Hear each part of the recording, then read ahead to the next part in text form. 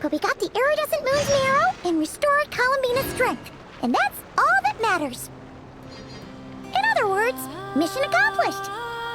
Paimon wonders how everyone else is doing.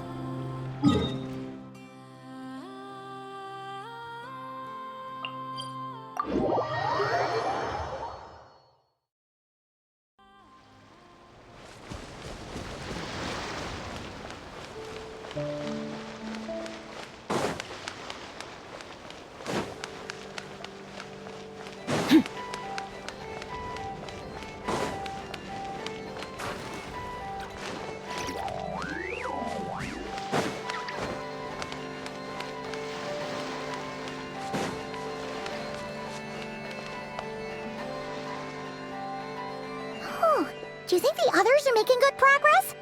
Hope it's all going smoothly. Huh! Hey, look! They made it back as well! Prince! Lama! How did it all go? All is well, thank you. Nefer and Yehoda had to stay at the curatorium to wrap things up, so they won't be joining us for now. I ran into Miss Anefa and Miss Aino on the way back. Their work is still in progress, so I suspect they won't be back for a while either. You seem rather cheerful today, Mr. Flintz. I certainly am. I achieved what I set out to do and came away with more than I bargained for.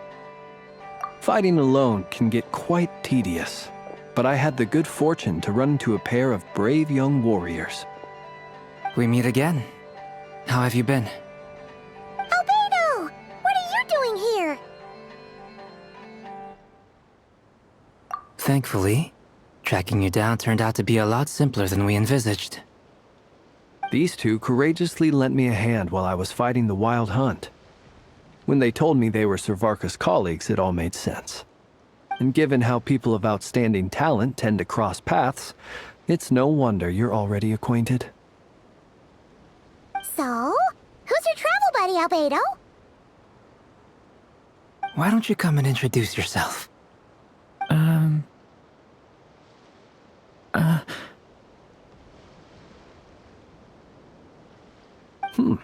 A gentleman of few words, I see. And a rather stern countenance. I presumed you were acquainted with him. Is that not the case? It's nice to meet you. Again. We've technically met before. Wait a sec! You're Minnie Durin! That's right. It's me. I'm glad to see you again. By the way, he says it's okay if you drop the mini. Yeah, I'm not as mini as I used to be. Interesting, isn't it? The first step towards blending into human society appears to be reflecting on whether one's name really reflects who they are. Wow! You look so different! In a good way, of course. It's great to see you looking so healthy. Thank you, Paimon. And although you're as mini as ever, I understand that diminutives don't always convey endearment. I'll be sure to simply call you Paimon as a sign of my great respect for you. Wow! You're such a smooth talker now. Paimon could get used to this. From now on, you may refer to her as your esteemed guide, Paimon. Personally, I think our little Paimon is the perfect size. When people call her Little Paimon, it's just because she's so adorable that they can't help themselves. If that's not a sign of endearment, what is? You're absolutely right, Miss Lauma. My brother still has a long road ahead of him when it comes to understanding human relationships. Anyway, speaking of long journeys, didn't Columbina, leave with you? How come she isn't back yet? She's been catching up with old friends. Wouldn't be surprised if she stopped for a cup of tea or 10 on the way back. Uh-oh. People are talking about me. Hope it's nothing negative. Judging from your expressions, I'm guessing it all went well? It's getting crowded here. I'll go grab some chairs. No need. This is a job for an alchemist. I'll whip some up momentarily. Thank you for your hospitality, ladies and gentlemen, but I was merely escorting my friends back. I'll be meeting Zendrone shortly, as we still have some things to discuss. It's been a pleasure, everyone. But this is where I'll say goodbye. We really appreciate your help. Oh, come on. Spare the formalities. I'm just glad I could help out some true friends. I understand. Well, bye for now, Harlequino. Oh, this place is hopping. It's probably a good thing one of us left. Otherwise, we might not fit all these people in. Are you saying we're about to run out of chairs? As a matter of fact, I am. Come on in and see for yourself.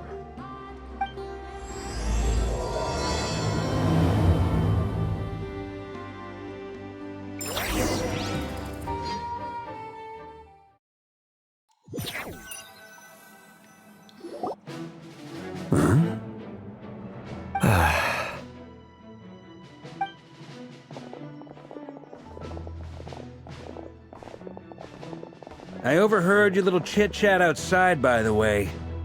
With Miss Columbina's colleague gone, we should be back to the original crew plus the other colleagues I brought in. Though, it looks like we have another new face. Someone else managed to rope in a colleague too?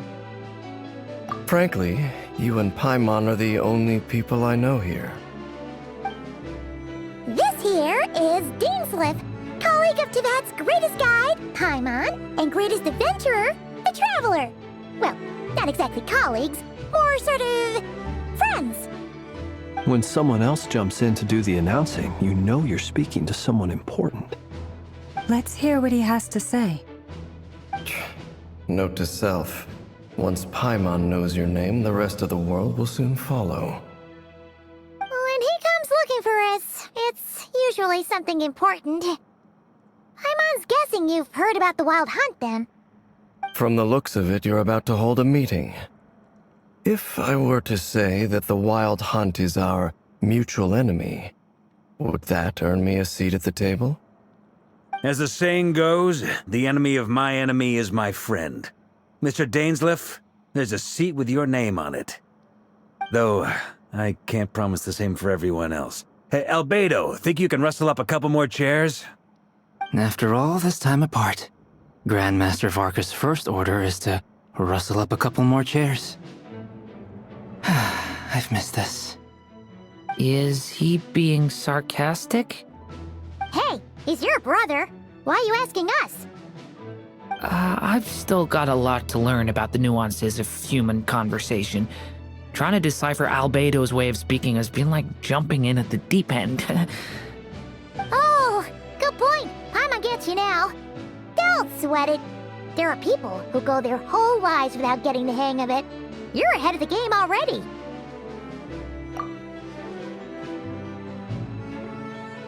I wonder what's taking Nefer so long. Perhaps you should go and check in with her. If anyone can hurry her along, it's you. I just got back from the curatorium. Besides, aren't you curious to see what's taking her so long?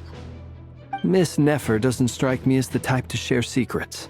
And since gathering intel is her specialty, I'm guessing she'd prefer to keep her methods confidential.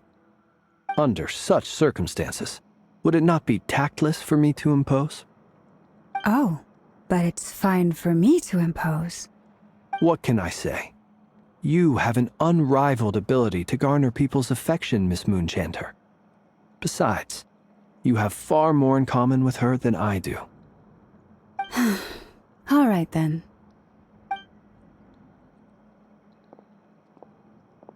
Impressive. She barely fought back at all. I admire your powers of persuasion, my friend. As I'm sure Miss Lauma will realize soon enough, the trick in life is to always pitch in with other people's responsibilities so that you can be selective with your own. Another trick is to simply hide in the background. Spoken like a true sage. Anyway, looks like we've got some time to kill before the meeting. Let's take a little breather, folks. And feel free to chat amongst yourselves. We'll get down to business once the other two arrive.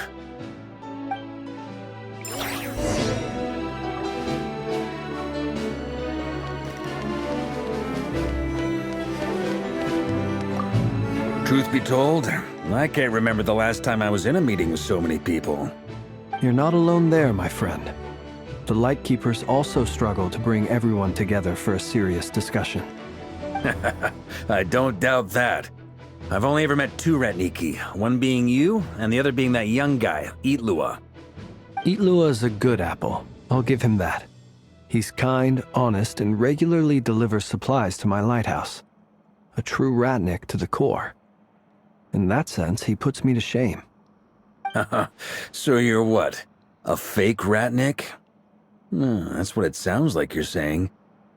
But I get the feeling that's not quite what you meant.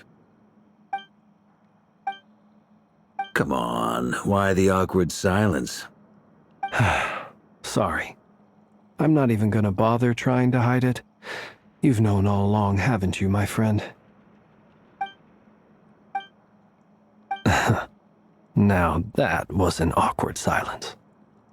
Let's just keep this between ourselves. Probably best if Itlua doesn't know, huh? That goes without saying. Gotta be careful what you share with youngsters, after all. Anyone else in the know? Let me guess. The Traveler and Paimon? It's dangerous being too sharp for one's own good, you know. Then, in the name of the Animo Archon Barbados himself, I swear your secret's safe with me. When we went for drinks, you said that you and Barbados were practically best buds. In the light of that claim, do you really expect me to take your oath seriously? Of course. Just as long as you don't go spreading around the fact that I'm close with Barbados. Fair enough, then. Nothing like a bit of mutual leverage to seal the bonds of friendship.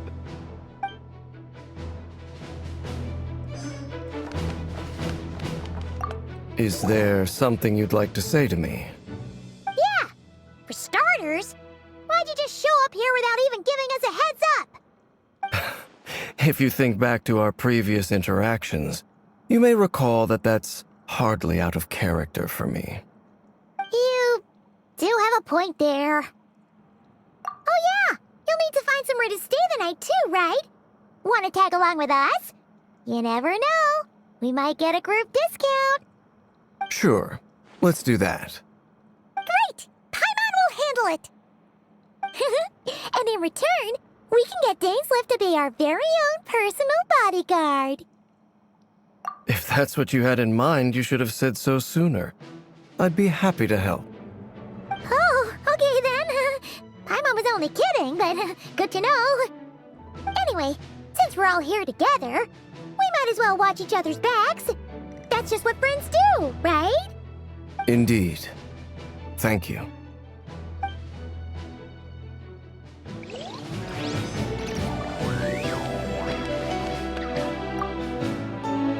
You're both awfully quiet. Why don't I start us off with an icebreaker? Much obliged. Have either of you ever had your portrait painted? If not, I'd be glad to help. That sounds like a lovely idea. You know how to paint, then? I dabble occasionally. He's an excellent painter. Tables, chairs, people, dragons, you name it. He'll paint it for you. I'm flattered. If I ever get the chance, I'd like to give it a try myself. I'll bear that in mind. Anyway, how about you, Durin? What sort of portrait would you prefer? Oh, I'd be fine with anything. Whatever style feels best to you. Very well. Then I'll play it by ear. You can replicate any style I want? I can try. If you show me a sample, I'll do my best to match it. Thank you. In that case, I'll dig up some reference material for you.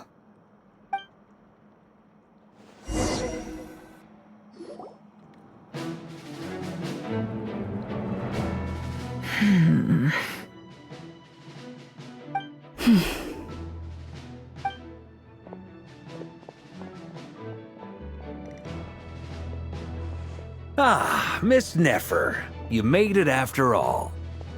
But what about Yehoda? I'm here to give you an update on how things are going on our end. Once this is over, I'll be heading straight back to continue my work. I left Yehoda back at the curatorium to watch over things while I'm gone. So much for just this once. Shh! Not so loud! We're on a roll here! What if she remembers and suddenly decides to back out? Did you say something, Mr. Varka? Huh? I didn't say anything. Right, Flint's? Must have been a frog. They get so noisy around here at nighttime. It's like they're putting on a concert in the background. Anyway, before we begin, there's a few introductions to make. Let me start by saying that it's an honor to be speaking before so many distinguished colleagues and collaborators. First up, we have Miss Lauma. As Moon Chanter, she's the leader of the Frost Moon Scions, a local religious community in Nodcry. Then there's Miss Nefer, boss of the Curatorium of Secrets, an intel gatherer extraordinaire. Nefer is leading the investigation into Rerer's background, assisted by Yehoda and Lauma. From the little I've heard, they're making some great progress. Over here, we have Mr. Flint's, a ratnik and guardian of the abandoned lighthouse. In our last operation, he courageously distracted the Wild Hunt to buy time for the rest of us. For those of you who've never met, this is Mr. Albedo, a renowned alchemist and captain of the Knights of Favonius investigation team. By his side is a new face for us all, myself included, Mr. Durin, who has come to lend his aid. Next up, we have the Moon Maiden and former Fatui Harbinger, Miss Columbina. Then we have the Traveler, who's earned more titles than I could possibly hope to list out, so I'll spare you the rundown. And Paimon, the ultimate travel companion and quite possibly the best guide in all of Tevat. Whoa! That's a lot of people! Great turnout! Miss Nefer, it looks like you might have another job coming your way, so, congratulations on the booming business, I guess. You think I haven't got enough on my hands as it is? Who's looking for me now? That would be me, Miss Nefer. I have a commission for you. And you are? Who I am doesn't matter right now. What does matter is that I'd like you to gather more intelligence about the Recher of Solnari. Well, it's not as if we never take on anonymous commissions, but in your case, I'll have to decline. I'm gonna take a wild guess and say your job's probably more hassle than it's worth. Something about you seems like bad news. It's my eyes, isn't it? Conrian, I assume. And what's with the mask? Are you trying to hide your identity? In any case, the fact that you're even still alive raises an awful lot of questions for me. My name is Dainsleif. And yes, I am from Conria. As I'm sure you're aware, the Recher of Solnari's real name is Rerir. He was once an acquaintance of mine. Really? Then you must have been quite an influential figure yourself. You flatter me, but none of that matters anymore. My point was simply to clarify why I have asked Miss Nefer to investigate Rerir's background. So you're both from Conria, and it sounds like you used to be friends? What am I missing here? Surely you already know how he became one of the Five Sinners. I'll tell you everything I know. The history of Conria, the names and identities of the Five Sinners. I remember it all like it was yesterday. I have never spoken openly of this before. But the truth was exactly as people say. The Five Sinners were each driven by their own desires, and it was by playing upon these that the Abyss tempted them to their fall, tearing Conria apart in the process.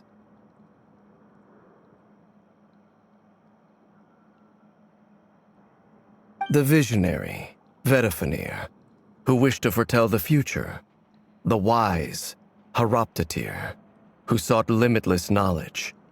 Gold, Rhindaughter, who desired to create life. The foul, Surtologi, who pursued supreme strength. And last, but not least, Recher of Solnari, Rerir, Ravager of the Moon. Of the five, Rerir is the only one who remains a mystery to me. He never harbored grand ambitions. So what changed in the space of a single night? How did he come to fall like the others? In other words, you're saying that his change came as a shock to you, and you have no idea what actually happened? That's right. You mentioned how the Abyss tempted them, which led to their fall. But what did that look like in practice? And what other context can you give me about the events of that time?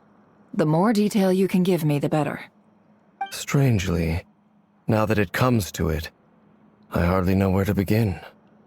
The fateful night took place during the era of the Eclipse Dynasty. One day, my elder brother, the visionary, Vedifenir, was summoned to the palace by the Vinster King, only for the king to gouge out his eyes and cast him into the dungeons. When I came to hear of this, my fury knew no bounds. I gathered together every ally I thought I had, and together, we set a night to storm the palace and free Ved. Centuries on, the memories of that night still haunt me like a never-ending nightmare.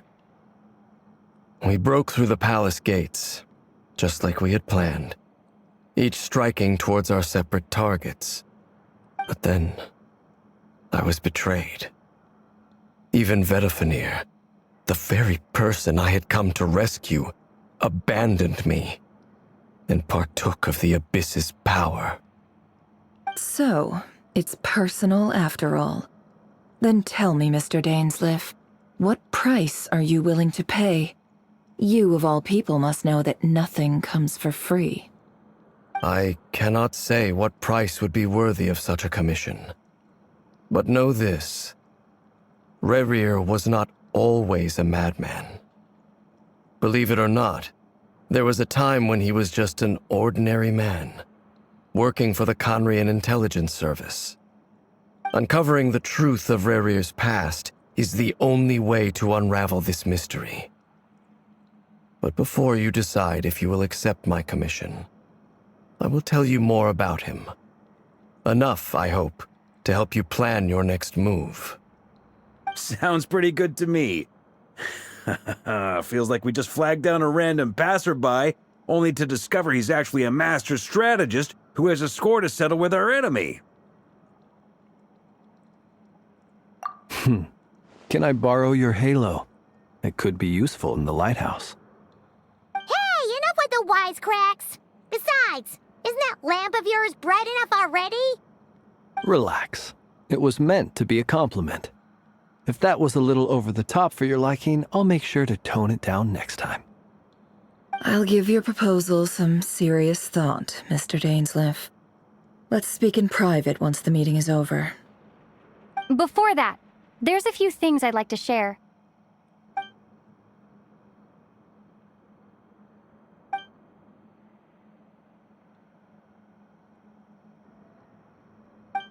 Now that we've united the hearts of the three moons, your power should be greatly enhanced. But it seems like that hasn't happened yet. I believe it will take a little longer. You've done so much for me, so I want to be completely honest with you all. Even though I'm doing a lot better now, the truth is, my recovery will likely be an ongoing process. From the moment I was born, my power has been slowly ebbing away. And that is because Tevat has never accepted me. Even with the moons united as one, it seems my rejection cannot be undone. So far, I have yet to find a solution. It may turn out to be a problem that will plague me until the day I finally leave this place behind. Even so, I will do everything in my power to help you drive out the Rayhir of Solnari. As Arlecchino put it, this is not about chasing the spoils of victory. It's just a gesture of heartfelt gratitude. Kutar. Defeating the Rahier of Solnari will be no easy task. While my strength slowly recovers, we'll also need to gather more intel. Naturally. We should take all the help we can get if we hope to defeat him. We've considered several viable plans now, but our choice hinges on the answers to a few key questions. Is it even possible to kill Rahier? What experiences shaped the person or monster he became? And what's he really after? Given Albedo's expertise in alchemy, I think we should leave him to try and answer the first of these questions. Understood. As for the other two, I'm afraid we'll have to count on you again, Miss Nefer. Believe me when I say it's not my wish to burden you. But right now, relying on your skills is our only option. So you're placing all your hopes on me, huh? We can't thank you enough for agreeing to help us. Honestly, I can hardly believe how lucky we are. You sure have a talent for changing your tune, Miss Moonchanter. Timid like Yehoda one moment, then flinches insincere flattery the next. Ladies, please. I must object to your portrayal of me. That's all. Feel free to keep bickering. Just pretend I'm not here. I almost don't want to leave this room. I'm curious to see how this plays out. I have faith in you, Miss Nefer. Something tells me you'll stand by us until the very end. Oh? And what makes you so sure of that? What if I suddenly decide that my compensation is insufficient? This isn't about the money. I can sense that you've got a deep-seated distaste for Rahier. And knowing you, that alone is motive enough. Look at them getting along so well. Like two peas in a pod. And I'm the one they accuse of insincere flattery. There is no justice. Miss Lauma, you have to understand something. Unlike you, I don't actually enjoy having everyone's hopes on my shoulders. Is that right? Well, maybe the fact that I'm willing to put my hopes in other people says more about me than you. But the fact is, I also trust you. And that's because I know that you're someone we can count on. Anyway, we've got our plan, so let's get moving. Mr. Dainsleif, let's talk. And Traveler, once we're finished, if you've nothing else planned, I'd like you to come with me. This whole experience is teaching me a lot. For instance, I now know that when other issues come up in the future, I'll have far more luck getting Lauma to convince Miss Nefer than trying to do it myself. Hate to say it, friend, but that's one of the funniest things I've heard in a while. Why? You think I've got it wrong? Quite the opposite. But what makes it so hilarious is how long it's taken you to realize.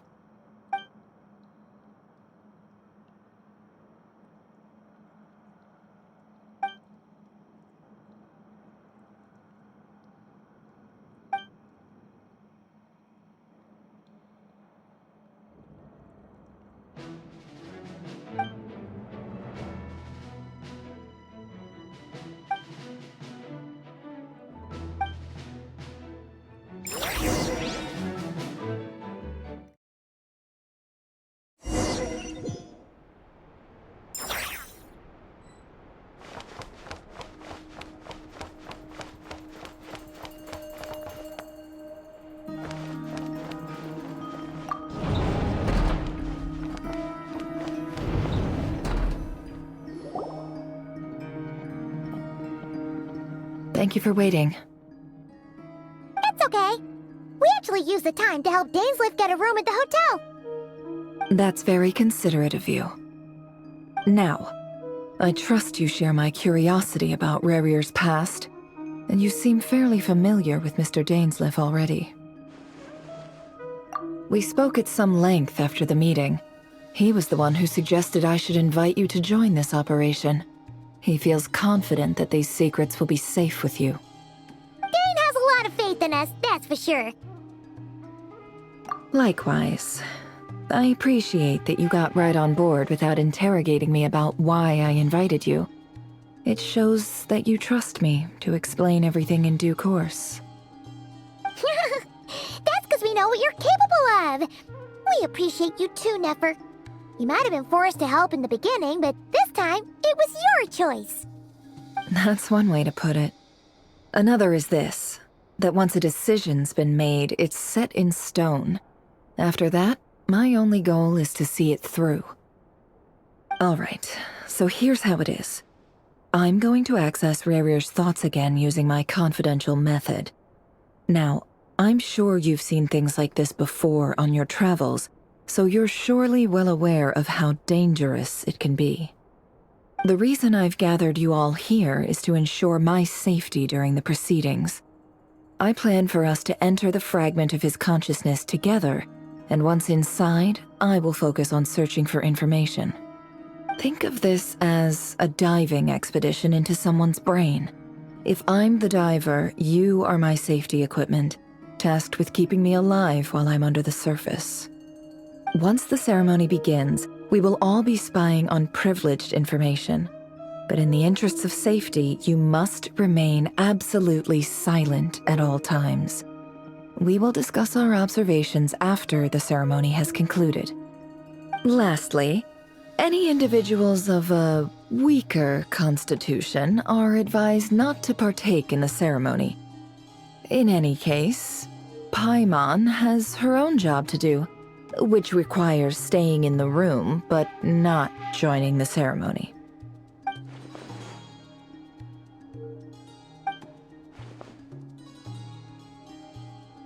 Well, good luck, everyone. Sounds like all Paimon can do is cross her fingers and root for you guys. There's a little more to it than that. I was being serious when I said you have a job to do. While the rest of us are inside Rarir's mind, it's imperative that we have a team member on the outside. In the event that something goes wrong, you will be our first responder. I don't anticipate any issues, but the extra level of safety will be greatly appreciated. I second that. This is a dangerous operation here, and you're our whole rescue team. That's pretty much the most important job in the crew. So, Paimon's like the lifeguard? Yeah, that makes sense. All right, got it. Good. Please, take a seat. We'll get started momentarily.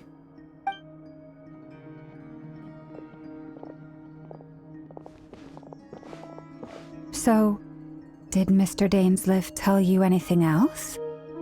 He told me that he believes Rarir kept some big secrets in his life. He's not sure that they were the cause of his eventual downfall, but he's asked me to uncover what those secrets were all the same. But surely you're not planning to go through with this, no matter the cost. If you think that, you'd be overestimating me. I'm a businesswoman, not a mercenary. But I do have my own professional reasons for taking this job. You think I'd turn down the opportunity to get a first-hand glimpse into Conrian history? No chance. Well, as long as you don't let morbid curiosity get in the way of safety concerns, we're good. We'll do whatever we can to help you. You're such a killjoy.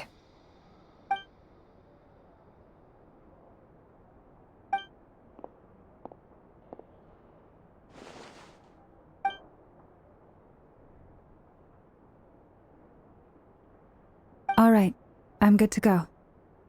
All set over here, too. Promise, Paimon, you'll be extra careful. All right. Let your whole body relax. We're about to begin. Close your eyes.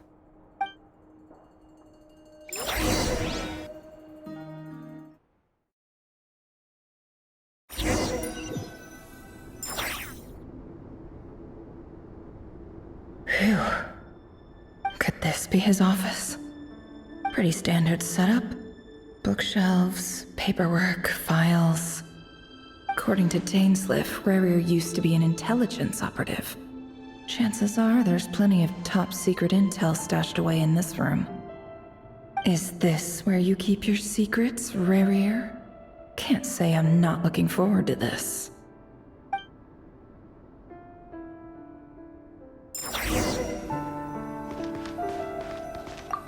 He looks even gloomier than last time. I wonder what's changed.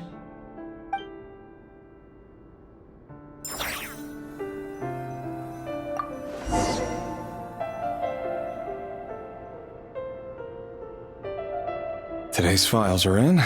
Time to wade through them, just like usual. Male, 51. Occupation, cook. Confirmed Crimson Moon descendant. Has maintained frequent contact with other descendants over the past year. Poses a threat to the dynasty. Neutralized on...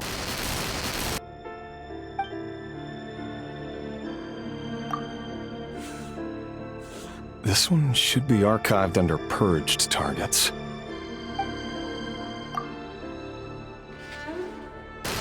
Female, 23. Occupation, office clerk. Confirmed Crimson Moon descendant. Has maintained frequent contact with other descendants over the past year. Poses a threat to the dynasty. Neutralized on...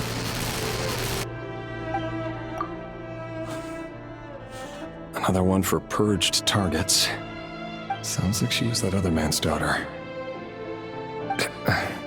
Never mind. What's it got to do with me?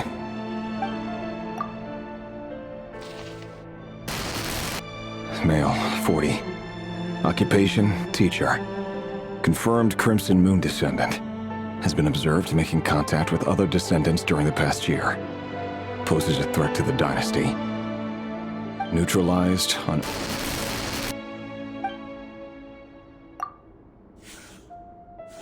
Just another nobody for the archive. Come to think of it, I remember surveilling this man. A case like his never would have been considered a priority in the past. Huh. He barely even interacted with other Crimson Moon descendants.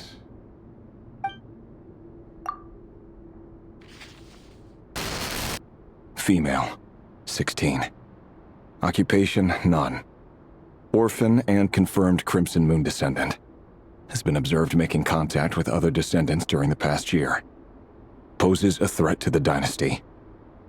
Neutralized on... Filed. I have no recollection of this girl. None whatsoever. She doesn't seem to be anyone important, but then again, how many of them really are?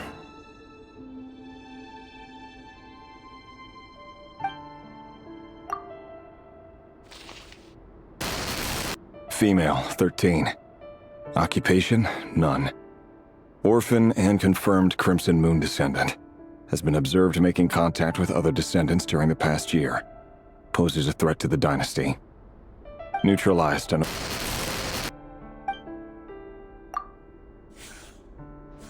Filed.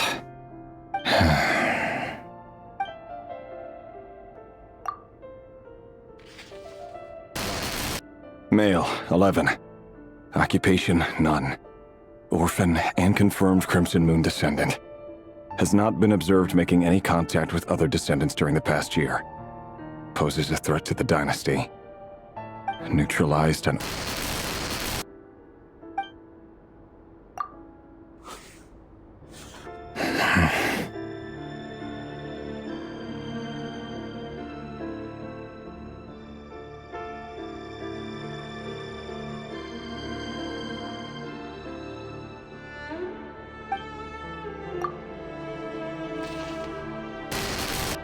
Male.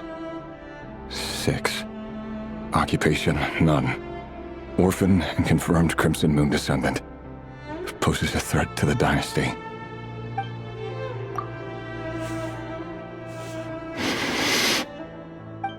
It's funny, isn't it? Your job is becoming both harder and easier at the same time, depending on how you look at it. Sooner or later, the Crimson Moon descendants will be completely wiped out. But as their numbers dwindle, they become harder and harder to track down. That's not how it is. Fortunately, however, most of the able-bodied adults have already been taken care of. The remaining weaklings will be increasingly easy to deal with. No! No. My job is to ensure the survival of the Eclipse Dynasty. And the only way to do that is by eliminating any and all potential threats. It's a perfectly legitimate line of work. Every single one of my colleagues can attest to my fairness. And if my friends were aware of the facts, I know they'd back me up too. Assuming, of course, that they were aware of all the facts.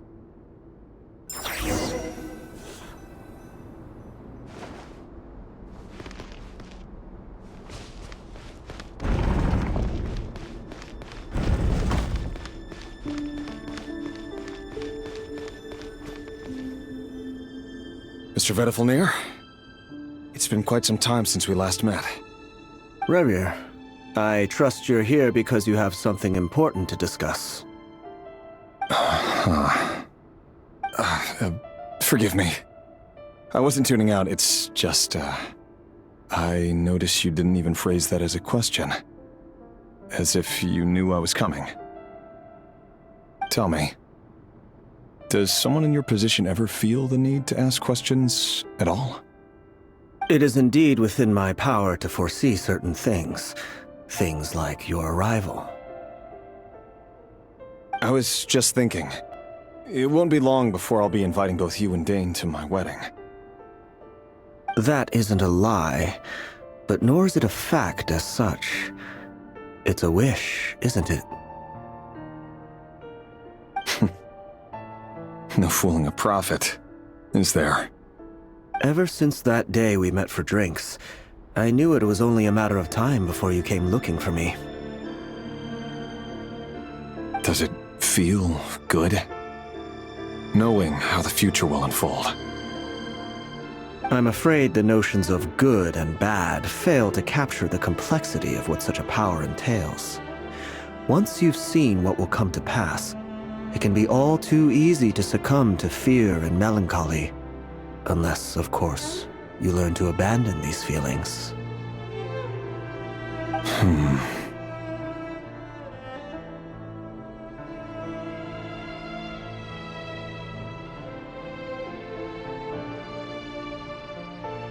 You fear my silence, and long to hear the words I left unspoken that day. That's right. You must have noticed my reluctance to broach the subject, and the reason is simple. Because the truth could never have lived up to your hopes. For both our sakes, such words are better left unsaid. The burden of prophecy was never meant for your shoulders. So who exactly do you deem worthy to hear your prophecies? None but our exalted king? Or rather, our king as he once was. You're closer to his majesty than I am. You must know better than anyone how much he's changed.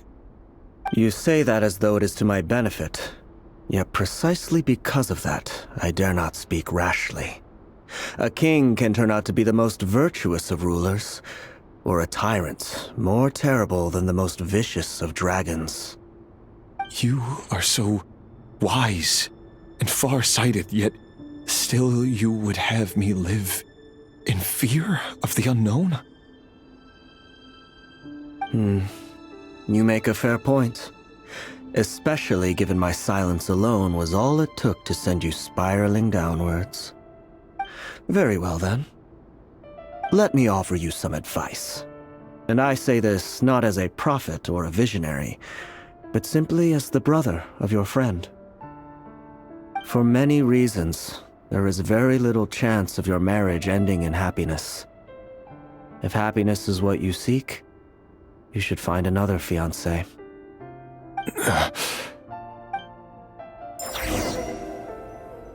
Hold on. There's that same black fog again. Could this memory belong to Thelindis? Guess I better tread carefully.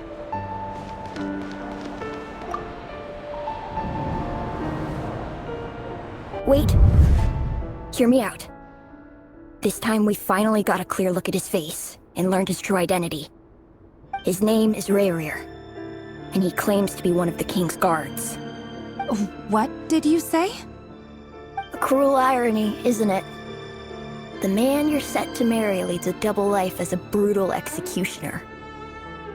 Why are you telling me all of this now? Simple. It's because I want you to kill him. You are the only person he would never suspect. No, absolutely not. I would never dream of doing such a despicable thing. So you'll just stand by and watch him slaughter us to the last. Do not forget that the blood of the Crimson Moon flows in your veins too. The blood of the Crimson Moon? What does that matter now? The dynasty has long been dead and gone. You think that alone is reason enough for me to throw away everything I have? Why wouldn't it be? You two were once a child of the Crimson Moon, just like me. Don't tell me you've never felt so much as a flicker of fury for the way we were trampled into the dust. As long as you promise to abandon this pipe dream of restoring your dynasty, I can try to persuade him. Or have him persuade the Vinster King. Persuade the Vinster King? Do you even know why he's so obsessed with hunting us down? Why he keeps trying to force us to hand over our secrets? Over and over again? Or why we refuse to give up on restoring the dynasty? The Vinster King. A blind fool. His eyes clouded by powers from beyond this world. A petty little man with a miser's heart. And he dares to sit upon the throne? Mark my words. Sooner or later, Conria will fall. And it will be his doing. If you can't bring yourself to do it, so be it. Just you watch. It won't be long before calamity descends upon us all. The Rayrir of Solnari. That really is quite a secret you've been keeping from me, Rayrir. But who am I to talk? Am I really any better?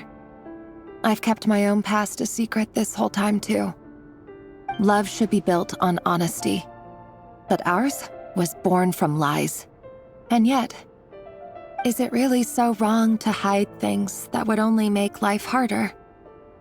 If we don't cover up the parts that no one else should see, how can we go on pretending to be normal? Vedifulnir must have known all this. And that's why he made his prophecy. In the end, nothing stays hidden forever. But I won't just sit by and watch this disaster unfold. I'll do everything in my power to protect what I cannot afford to lose, no matter who I have to face.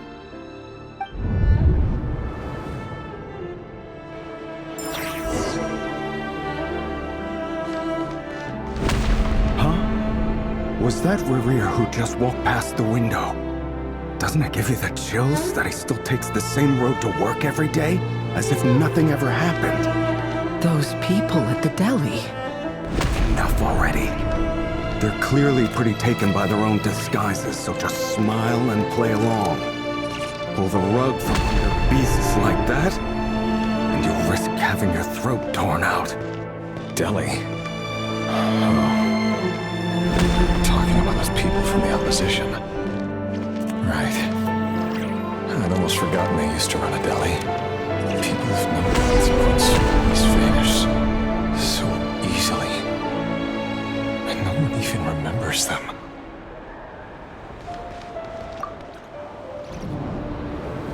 But surely you can see he's not the man he pretends to be! So many have died already, and they say that the king's madness grows with each passing day. We're not going to survive this, are we? But why does it have to be this way? Do we really deserve to die just because of the blood that runs through our veins? Felindis, are you even listening? Sorry, Freether.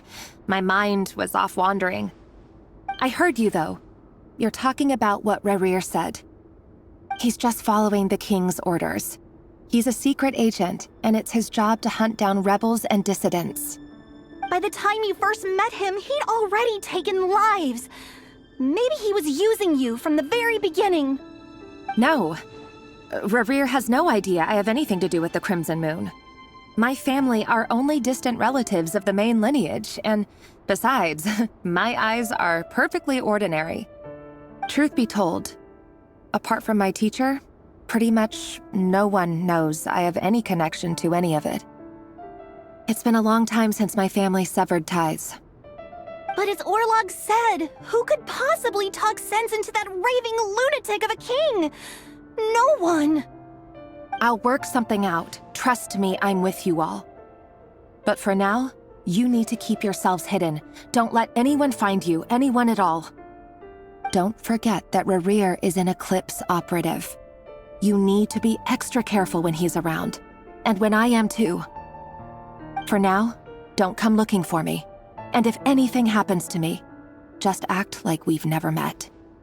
If even you can't escape this, what hope do the rest of us have? But after all this time together, surely he wouldn't lay a hand on you.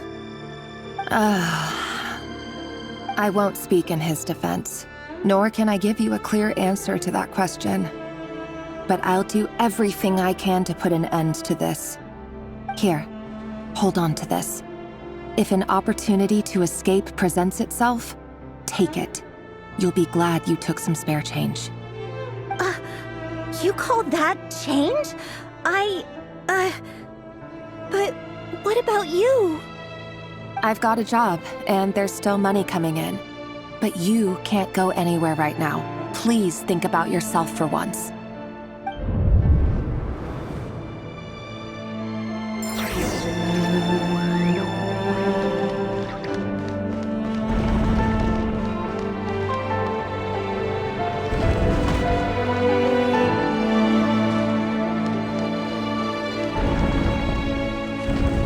Another day, another round of assassination training. Training ground is just beyond this hidden passageway. When you kill a person, doesn't it bother you when you end up covered in their blood? Why would it? Aren't we all just walking blood bags? But not everyone is accustomed to hunting down others like prey. You've been a hunter for so long now, you seem to have forgotten that most people don't just go around killing one another. Leave me alone. Make sure you got a firm grip on the handle. Then choose your angle well. Your movement's light and brisk. And the prey won't sense a thing. I doubt that. I'll bet no one ever died a quiet death at your hands. I work clean. No traces.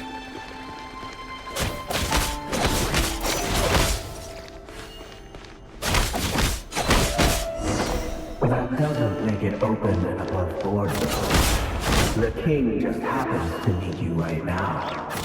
When someday he doesn't. That won't happen. He's changed. Ever since he fell under the spell of that power. In the beginning, you only had to take out a handful of the guilty. But now... The ones I did have always been guilty. And I've carried out my work flawlessly.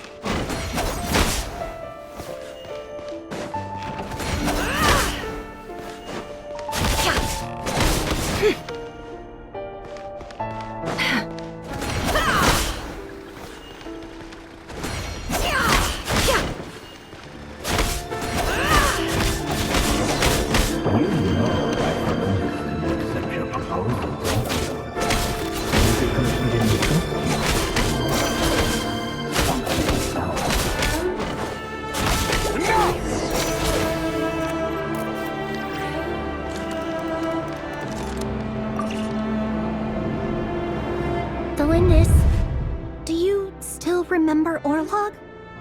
Orlog. The boy who was pretending to sell flowers. You spoke for quite a while, didn't you? Yes, we did. What about him? He was arrested 2 days ago. Chances are he's already dead. He... I just don't get it! After everything he's done, why do you still stand by him? Or does it mean nothing to you that people keep dying? No, that's not... Just hear me out. I need to go now, Thelindis. They're looking for us. You take care too. If you ever need a place to hide, come find us.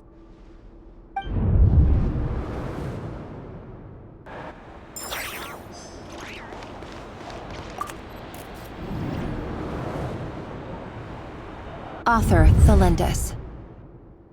Over the course of this week, the research object was subjected to interference for a total of 47 hours for experimental purposes. The results are as follows. All subjects of observation that were sent inside have now... The situation within is proving more problematic than anticipated. No progress whatsoever. What now? Won't you give me even a glimmer of hope? Things are getting worse by the day. I have to find a way or we'll all be in danger. But I... If all this research comes to nothing, what then? Sooner or later it'll be my neck on the line. But could he really bring himself to kill me? No. Surely he wouldn't have the heart.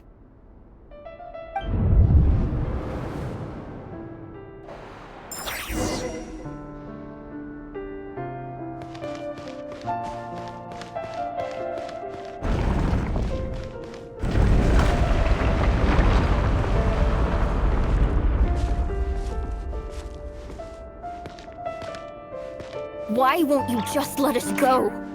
We don't even know each other. All we want is to live ordinary, peaceful lives. You want to live?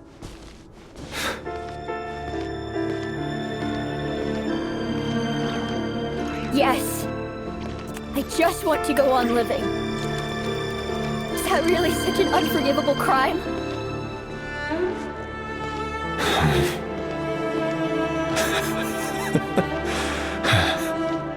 You want to go on living. I want to keep living too. To keep living forever. That's why I have no choice but to continue on the path I'm on. If only some savior would suddenly swoop down and change the way the world is. Too bad that's not going to happen. Imagine that. If there really were such a person, you and I wouldn't be standing here like this, would we?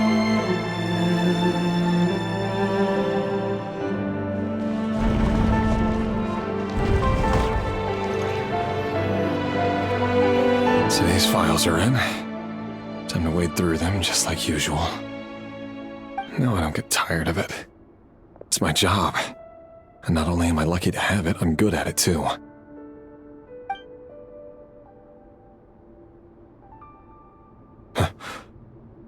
Wait. That's... Thelindis? No. No!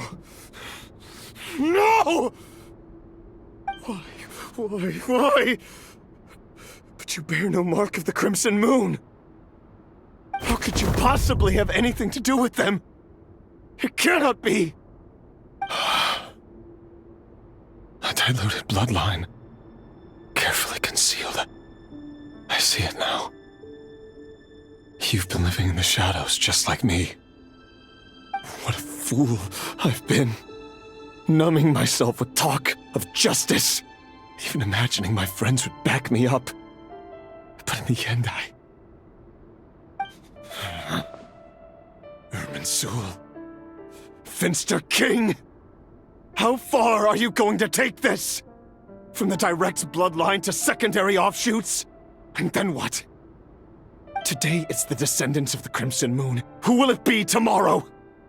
Will you not rest until everyone down here is dead? No. This cannot go on. This is where it ends.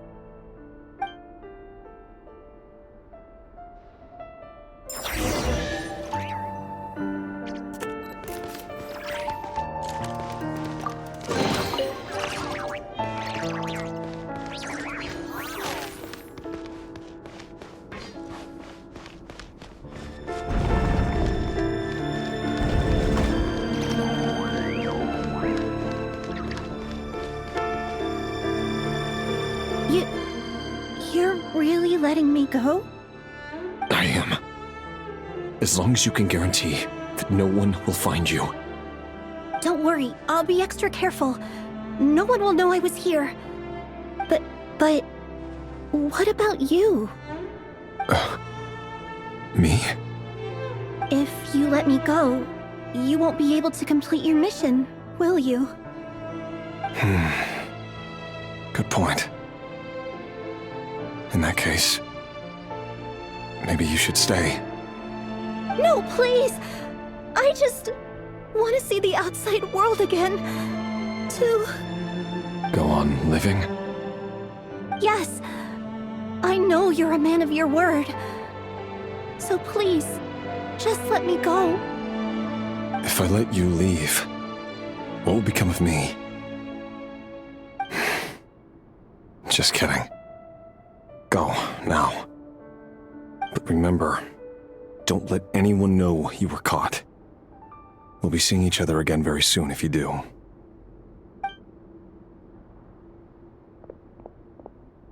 Even shadows in the dark must live by a code. But you can't save everyone. You've been whispering in my ear for days now, Vedifilnir. What are you trying to do? Break me down? I only say this because you long for an answer to your problems. Let her go, Rerir, or you risk losing everything. I will not abandon Thalindis. Then you'll need a little more vigilance and a lot more power. The world is changing, Rerir. Keep your eyes peeled for your moment of opportunity. That voice used to be so unclear. But now I know exactly whose it is. It's Vedifilnir. He won't tell me how to actually resolve any of this, but he keeps trying to manipulate me like a puppet. What's his game here? Tell me then. What will this moment of opportunity look like? And no answer. He's like a ghost. Always disturbing me when I'm on edge, but never answering when I need him most. So, the Eclipse Dynasty was purging, well, massacring the descendants of the Crimson Moon. And it seems like it was all connected to the Vinster King's research. The King's obsession with abyssal power left the future of Khaenri'ah hanging in the balance. No wonder every aspect of Rerir's life was so unstable. And it looks like this Thalindis, Rerir's would-be fiancé, herself belonged to a sub-branch of the Crimson Moon Dynasty's descendants. It almost defies belief that a couple like them could hide the truth from each other for so long. If the Vinster King hadn't intervened in such a drastic way, they might have gone on deceiving each other for the rest of their lives. And why does Vedifilnir, Dainslif's older brother, keep talking in Rerir's head? This guy kept more secrets than I ever imagined. The human mind is like a vast desert of shifting sands. When you follow the flow of someone's memories, you only ever see the parts they're willing to let surface. Time for something a bit more creative. We've been inside Rerir's mind this whole time, building up a picture of his psyche. There's already enough clues on the board to start reading between the lines and mapping out the rest. Now, we can finally begin to put the pieces together. Sure, it'll only be a reconstruction, part simulation, part reasoning, but it's usually pretty accurate. Once we've built up a cognitive profile, we just need to cross-check the logic behind his actions. And then we'll be able to take a sneak peek at whatever it is that Rerir has really been hiding.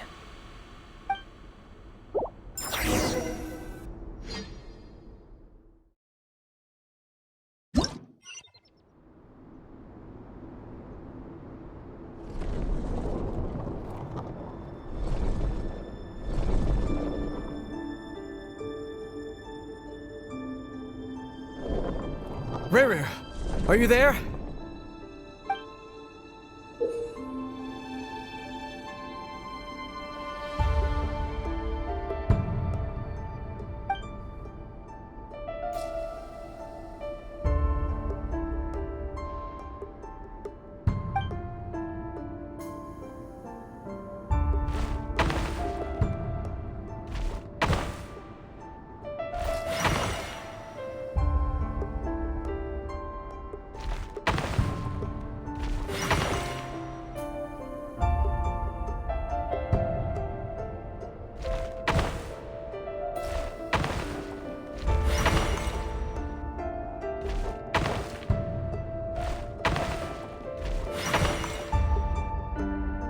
Hey, Rerir! Come out, it's urgent! Dane? What's wrong? Quick, come with me. I'll explain everything once we've met up with the others. Okay, I'll come. But Belindis is still over at the Universitas. I'll need to leave her a note. All right then, but make it quick. I've never seen Dane so worked up before. Whatever this is, it must be big trouble.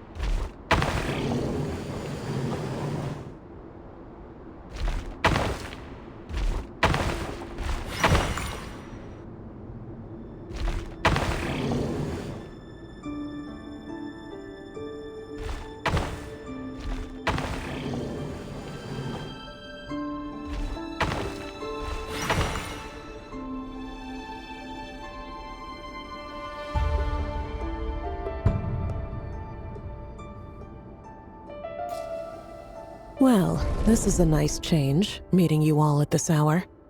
When men and women of ambition can speak face to face in broad daylight, I say that's a big step forward for our dear Conria. Don't be ridiculous. We do not fear the day. Why would we seek refuge in the night? You might ask your blade that same question. I'm told it prefers the cover of darkness. The word on the street is that Sir Elegy only strikes when he has an unfair advantage. But that is patently false. I see you're missing an arm and a leg. Surely only a fair fight could explain that. If this is your way of offering me replacement limbs, believe me, I'll take them. Oh, we can certainly discuss that. With bioalchemy, anything is possible. Assuming I have your full support in my research. Lunatic. Roptatir, what brings you here? Why, Dainsleif, of course. He invited me. Please, cast aside your apprehensions, Miss Rhindaughter. Whatever the rumors may say, I am but a humble servant of the king, and I can assure you he affords me no greater convenience than he does you. Well, the Universitas Magistrorum won't stop fawning over you. So at least some of the rumors must be true. You're clearly doing well for yourself, so drop the humble servant act. It endears you to no one. You're president of the Universitas Magistrorum, the chief royal mage known as the Wise by royal appointment, and by far the most favored among the 4 pillars of Conria. Vice President Veit doesn't even try to hide his envy when he sees you. My success is the product of hard work and good luck. It's as simple as that. Were the king not such an extremist, I hardly think I would have received a senior post at my age. Of course, no job is without its gripes. Serving a king like ours can be a challenging task, as I'm sure you can imagine. And as for Efterveit, in missing out on the presidency, he's dodged a mountain of stress. Like everything else in life, it comes with pros and cons. You're all here. I apologize for the short notice, but it was an emergency.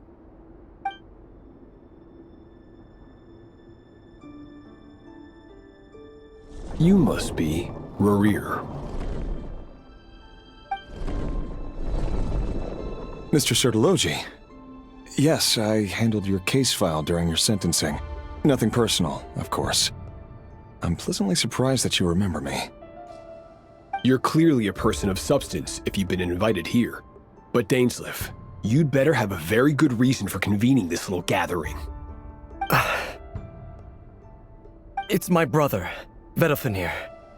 After he spoke at the court this morning, the king was so infuriated by his words that he had him blinded in both eyes and thrown in prison. Vedalfenir in prison? Strange. I thought the king trusted him and Roptatir more than anyone else in the world. Does this mean the king's circle of trust just got even smaller?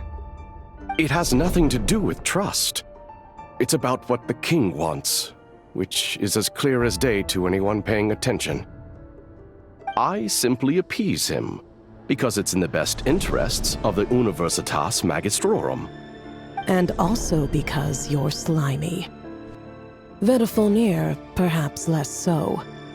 But still, a visionless visionary? It rather inclines me to think that qualifications are not what get you ahead in Conria. Do you honestly think this is an important discussion to be having right now?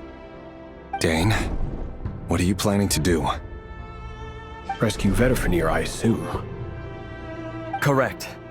It will mean storming the palace by force. Tonight. I need all of you on my side. That's far too dangerous. And don't forget, Dainsleif, you're captain of the Royal Guard. You swore an oath to the throne. You've been planning this for a while, haven't you?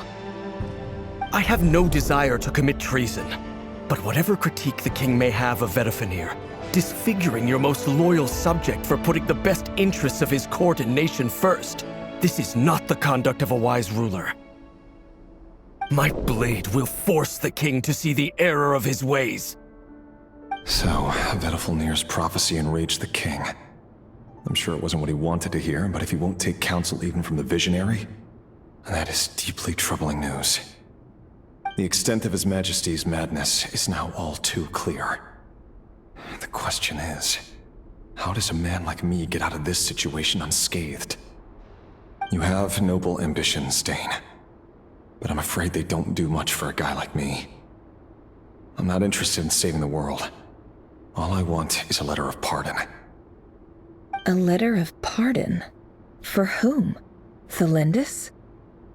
The chances of the Venster King issuing a pardon for anyone connected to the Crimson Moon seem vanishingly slim.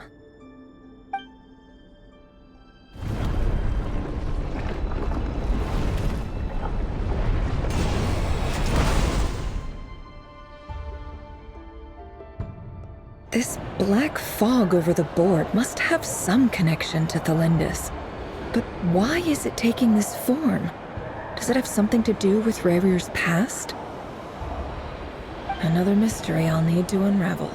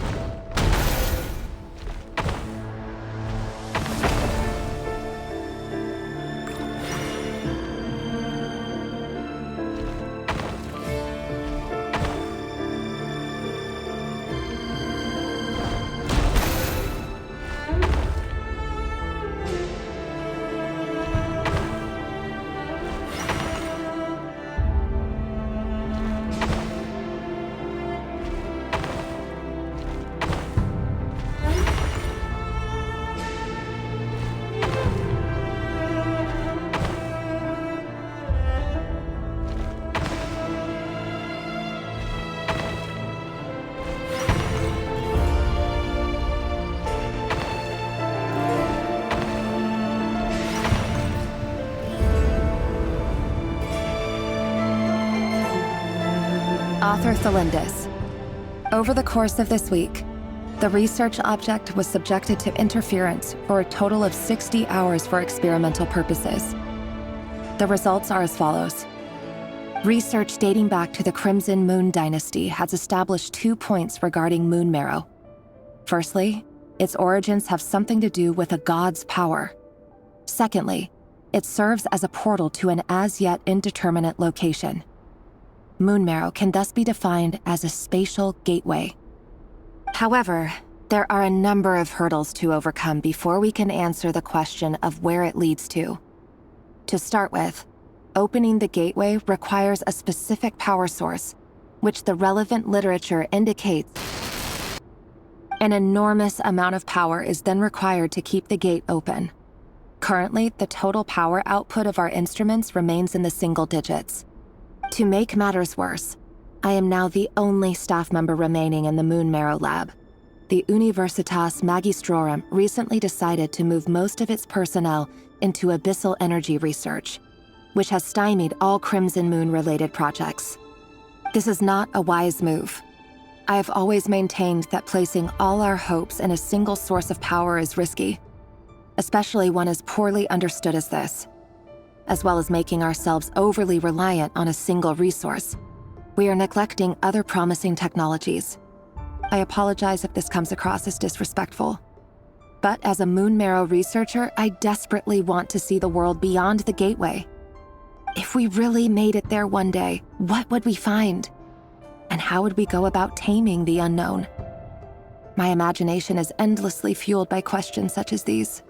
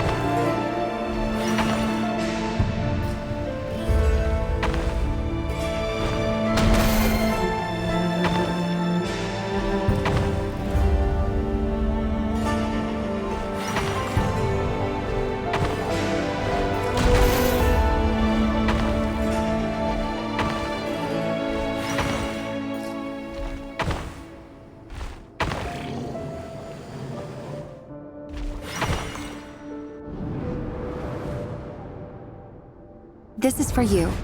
I heard you're gonna leave the city with your parents. The Lindis, did you hear about what happened? I've heard nothing. Rerir got back very late last Friday, and he was acting a little unusual, but he slept pretty well, so I'm guessing whatever he did was a good deed.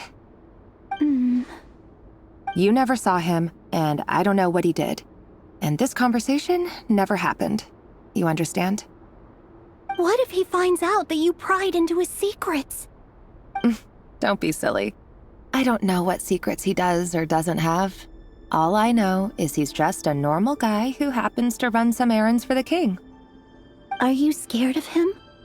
I don't know. The Rerir I know doesn't match the person you all describe. Logically, I should be scared of him. And yet, I don't want to lose him. But enough about that. You should get going, and be careful with the package I gave you. Keep it secret. Keep it safe. What's in it? A piece of the moon.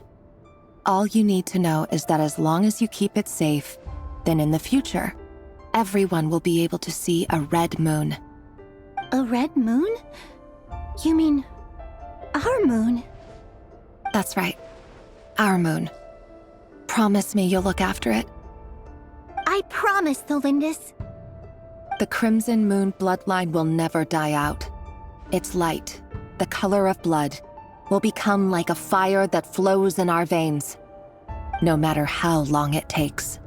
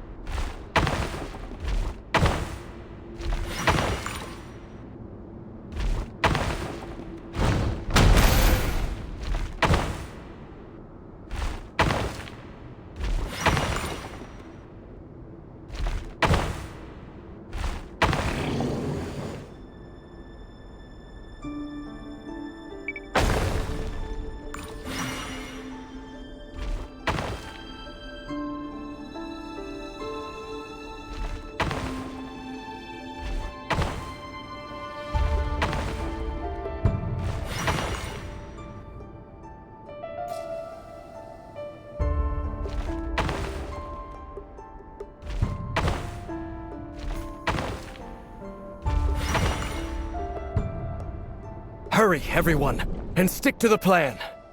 Sir Dainsleif, what are you? Is this treason? You know what happens to those who betray the throne. Please, don't do this! It is the king himself who has betrayed the throne. He has betrayed all of Conria.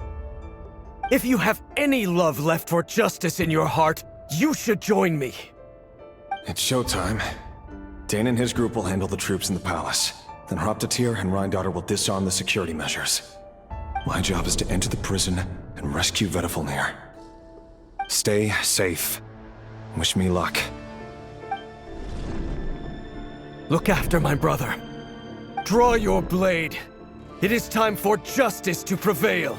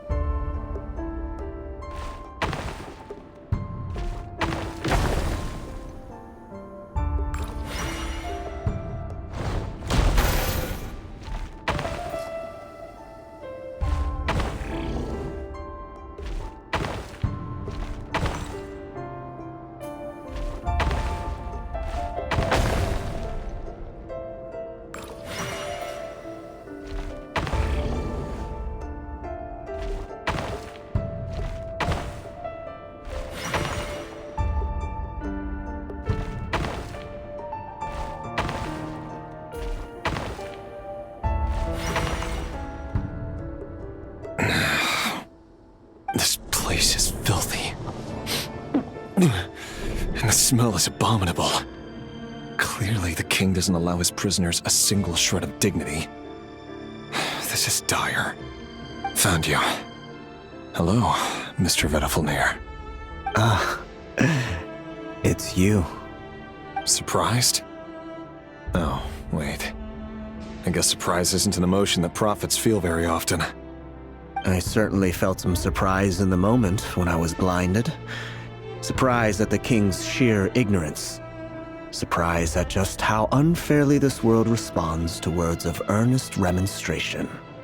I'm curious. What did you prophesize this time? It wasn't a prophecy. It was a word of warning.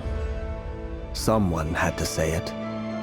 The king has forsaken all reason in pursuit of his obsessions.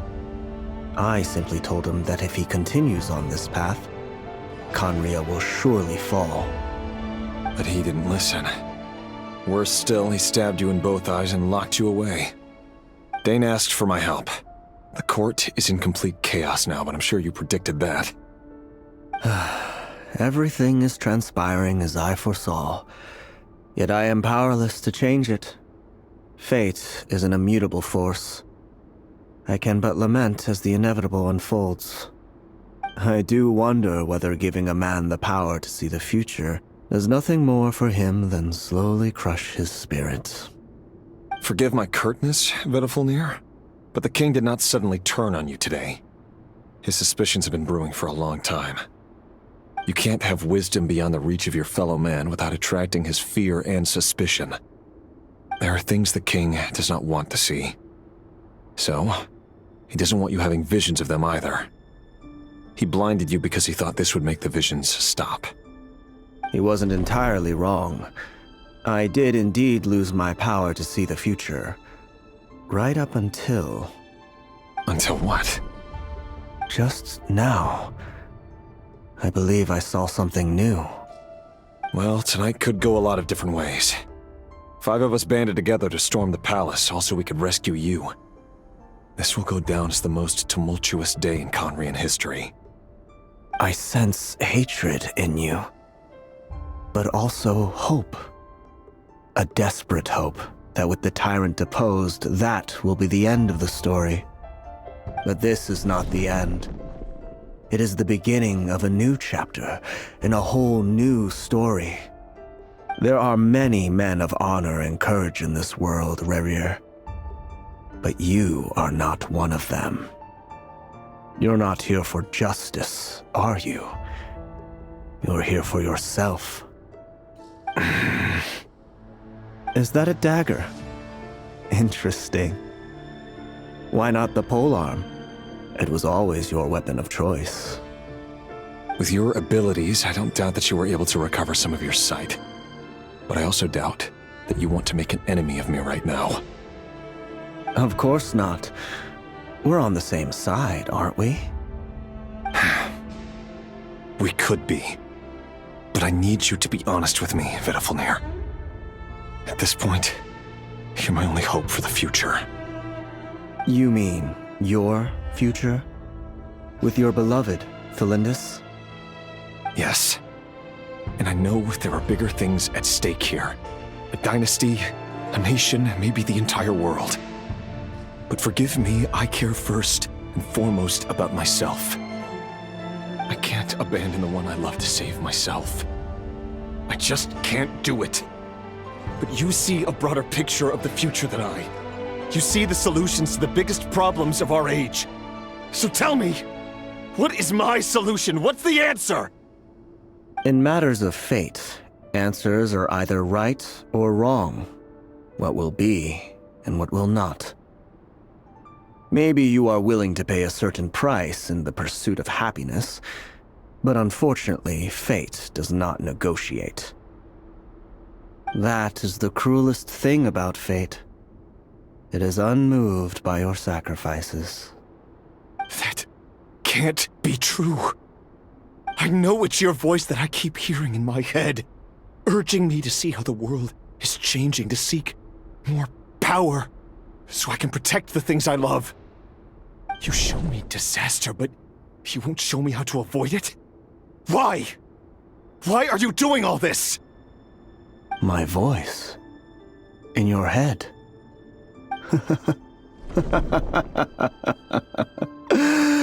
So, you hear it too? The voice that steals your mind, gains your trust, and drives you crazy. It turns out that we are not so different, you and I. Vedafilnir just broke into the strangest smile I've ever seen in my life, as if he'd discovered some monumental secret. But then he suddenly switched to looking extremely weary. Very well then. My advice to you is as follows. You must persevere. Whatever trials and tribulations you may face, be steadfast in the belief that they are your path to the future. For as long as you live, your story with Thelindis shall not come to an end. That is the only chance you have of fighting back against fate. It is up to you whether you believe my words. Regardless, that is all I will say on the matter. I have no right to intervene any further. I will hold you to your word. Thank you for setting me free. In return, I will tell you one more thing that you cannot afford to ignore. Just then, a strange wave of energy rippled through the city. We had no idea what it could mean. If I were you, I would head to the Universitas Magistrorum. The Universitas? Oh no! I'm sure we'll be seeing each other again very soon, Rerir. Whatever Vedifalnir said, I didn't catch it. I didn't even help him out of the prison. There was no time to lose.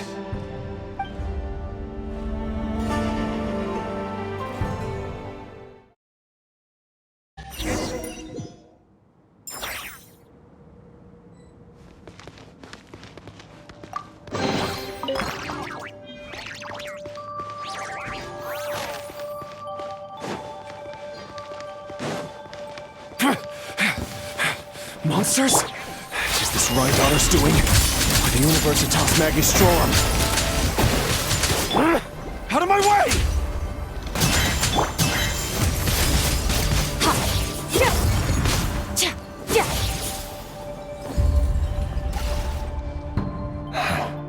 The Universitas. That reminds me of a rumor I once heard. Allegedly, the king installed secret mechanisms in the palace and around the city. No one knows where they are or what kind of power they hold. But if they were ever gonna activate, it would probably be on a night like tonight. Help! Help! Hold on!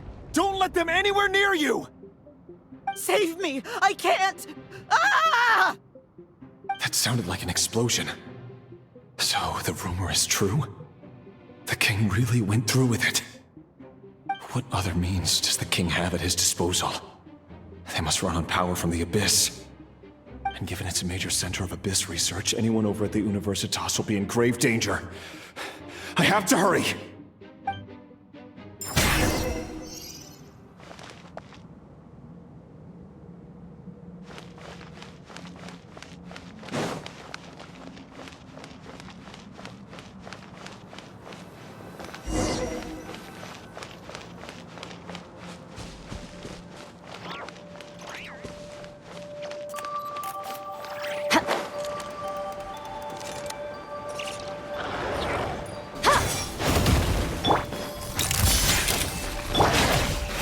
Things up.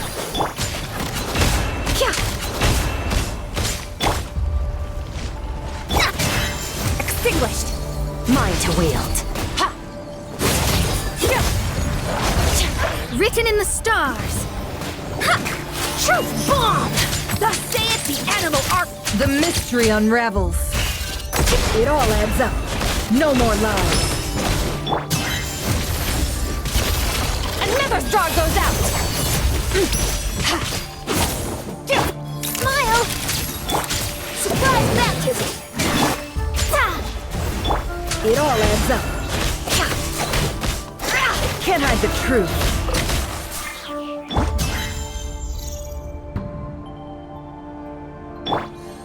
Hold that pose! This should be fun! Yeah, decided by destiny. Seek within. It all adds up. May the Archon protect you! Yeah! Fearless! Paradigm shift! Hard-hitting exclusive! Smile! Can't hide the truth. Fearless! Another star goes out!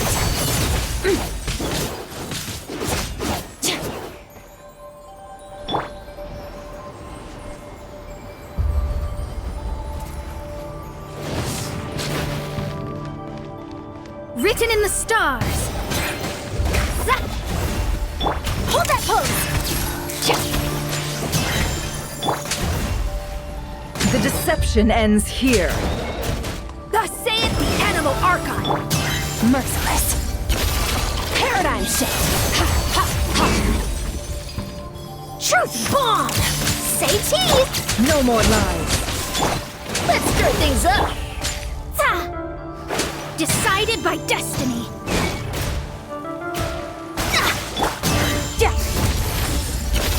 Another star goes out.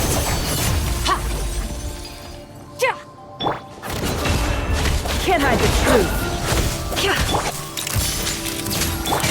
Surprise baptism.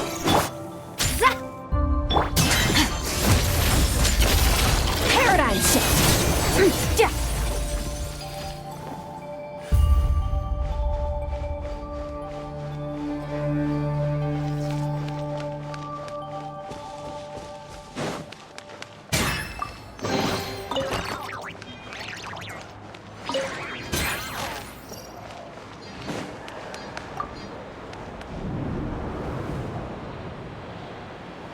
Monsters. At the Universitas Magistrorum? Why now?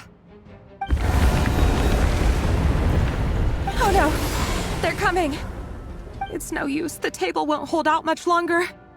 The weapons. Where are the weapons? Of course.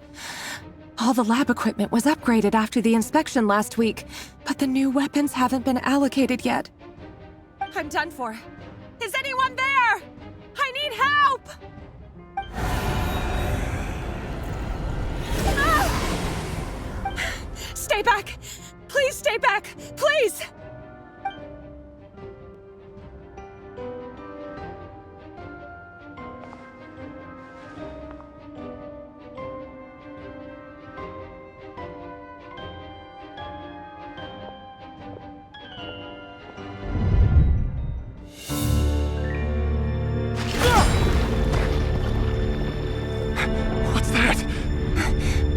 Rear. So the rumors about your work are true. What? No! Listen, something happened at the palace tonight. We have to leave! You don't need to lie to me anymore. What do you mean? I know why you're worried, and I will respect the decision you've made.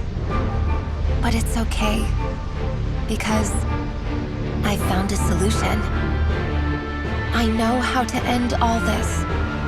You can have it back. The normal life you so desire. But until then, I'm afraid our wedding will have to wait. Celindus? No, don't do it! Celindus! Celindus!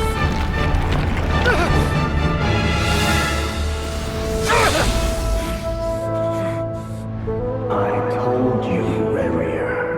Let her go. You will find someone better. No! I won't do it! I have to save her! By what means exactly? A lowly pawn. You lack the power and the strength of will. Do you know why? Tell me! Come to the palace. Join us.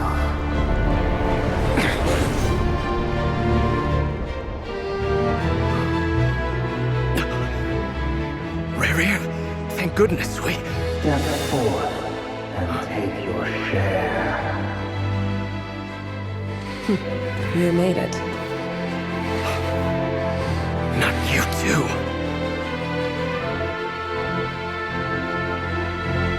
Hatred or grief, despair or desire.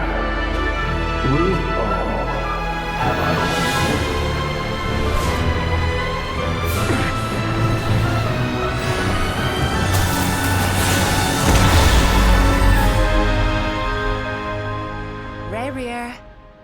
Rerir. Celindus? Were you daydreaming?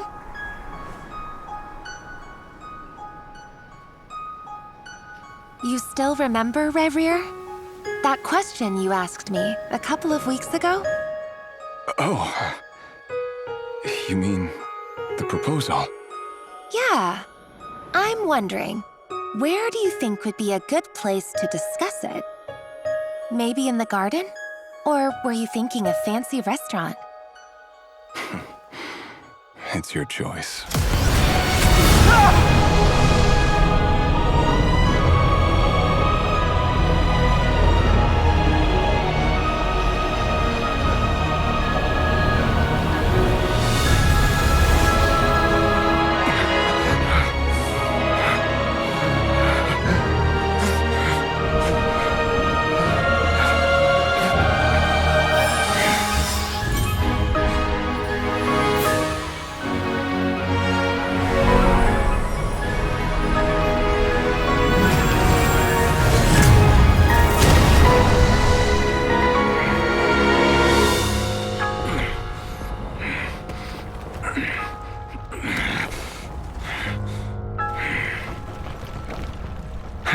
Find you. And then, you can give me your answer.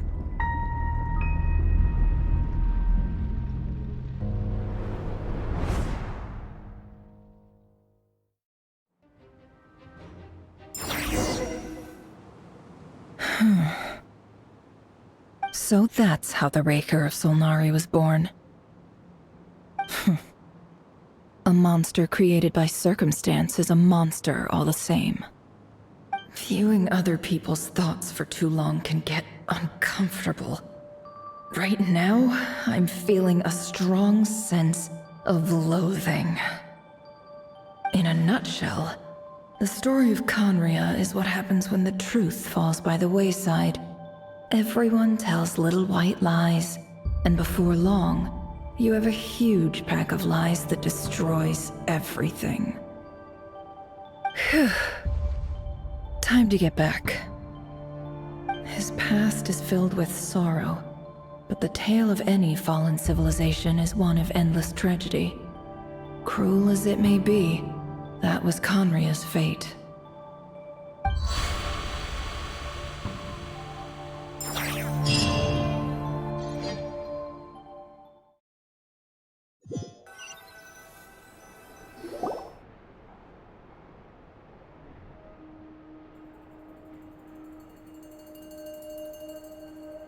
Everyone, I'm back. Can I get a standing ovation? Never! How are you holding up? Feeling okay? She's fine. Boss is a pro. Yes, I'm fine. You will have seen the events of Rarir's life through my thoughts. It's now clear that he is just a regular nobody, driven by personal tragedy, as he said himself. I mostly agree. There's only so much we can know about him from his memories alone, but they did give us a clear glimpse into his life in Conria. However, I would not consider Rarir to be a nobody. He was deeply involved in the events of that era. Yet, when the catastrophe of a generation strikes, nobody is safe. Sounds to me like you're speaking in riddles again. Is this you urging me not to abandon the people of Nodcry in their hour of need? That's not what I meant. Although I do hope you choose to remain a part of the plan. Without you, the mission ahead will be all but impossible. Then try to remember that I respond better to the carrot than the stick. And I don't appreciate being bossed around. Now, as for you, Missy, you were excellent. You stuck to the rules of the ceremony and kept your mouth shut the entire time. Bravo. Cool. So, can you fill me in on the deets now? Most of what I saw went right over my head. Patience. You'll hear the whole story, don't you worry. But let's meet up with the others first. It will save me narrating it twice. Yehoda? Yes, boss. Let me get that door for ya. That's more like it. For a moment there, I was worried you'd forgotten about the first clause of your employment contract. Forgive my curiosity, but what does the first clause say? It says I gotta do the annoying stuff that boss is too lazy to do for herself. Like opening the door, pouring the tea, yada yada. Is that right? If something is in the contract, it's because she willingly agreed to it. Rest assured that the Curatorium abides by the very strictest of labor policies. You don't seriously think I'm cruel enough to treat her like my slave. In any case, I've hardly shied away from my share of the work today. Hope I don't catch Flintz and Varka lounging about in their chairs, enjoying a leisurely cup of tea. There's nothing I dislike more than other people enjoying themselves while I'm hard at work.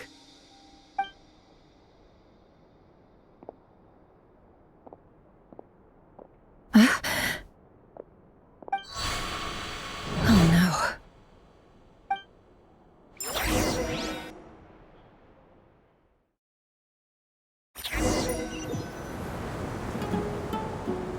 Sorry to disturb you, but we seem to have run into some trouble. Evidently so. Don't worry, I'm not about to leave you to fend for yourselves. I'm not that kind of boss. And it would go against the Curatorium's labor policy. I'm sorry? What did you hear me say? I wasn't talking about labor policy. Wait. How long have I been standing here? Not long. You just appeared by the door a moment ago.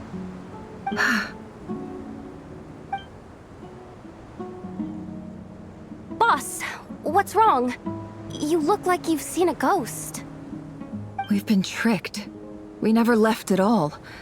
Somehow I hallucinated that whole scene back inside the office. Hallucinated? But how? How indeed. This place should heed my will alone. All thoughts and actions that occur in here are just a result of pawns moving across the chessboard in a carefully calculated manner. And nobody has access to this chess set but me. So you control everything in here? More or less. But yes, it's a special technique of mine. Has anything like this ever happened before? Only once. It was the first time I used the chess set.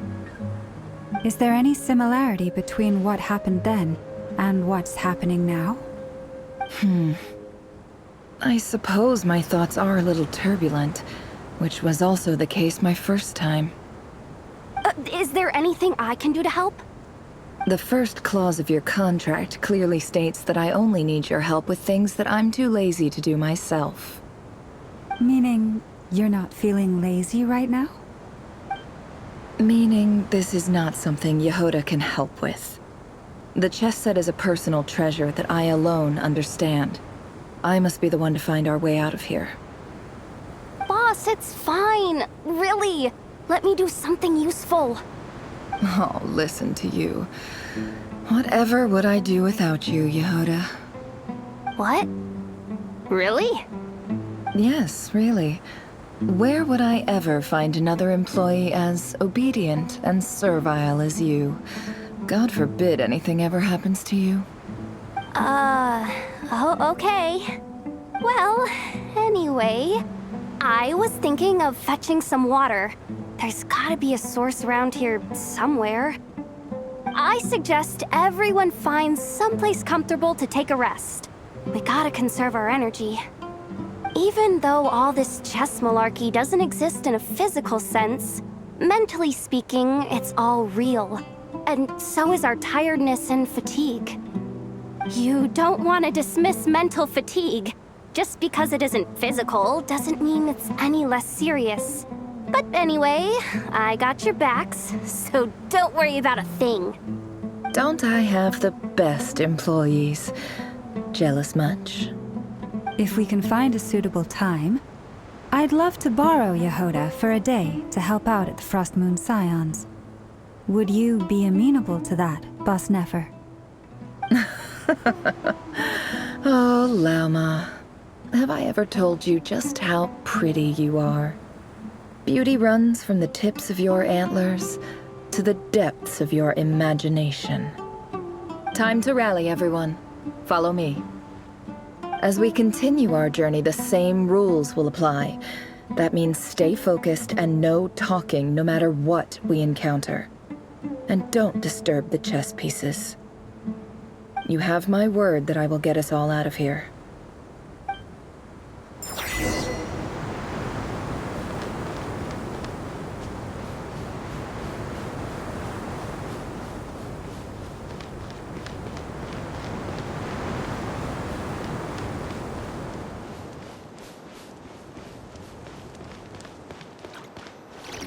This place looks familiar.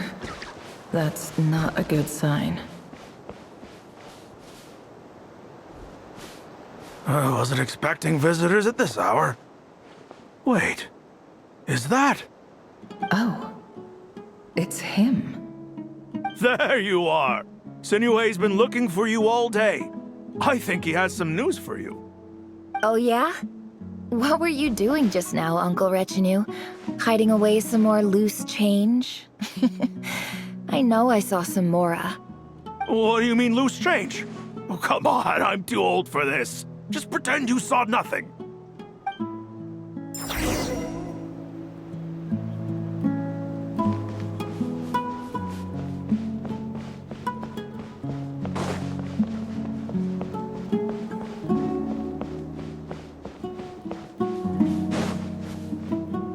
Hey, kid. Mind telling me what Sinuhe's been up to recently? I'm trying to get in his good books and I need a way in. Get in his good books? Why? What do you want with my dad, Uncle Apepi? I've written a new song. I was hoping to showcase it at the next festival, but I'll need his approval. A new song, huh? I'd love to stay and listen, but unfortunately, Uncle Retinue says my dad's looking for me. Well, there's plenty of time and I'm not going anywhere. See that pile of stones?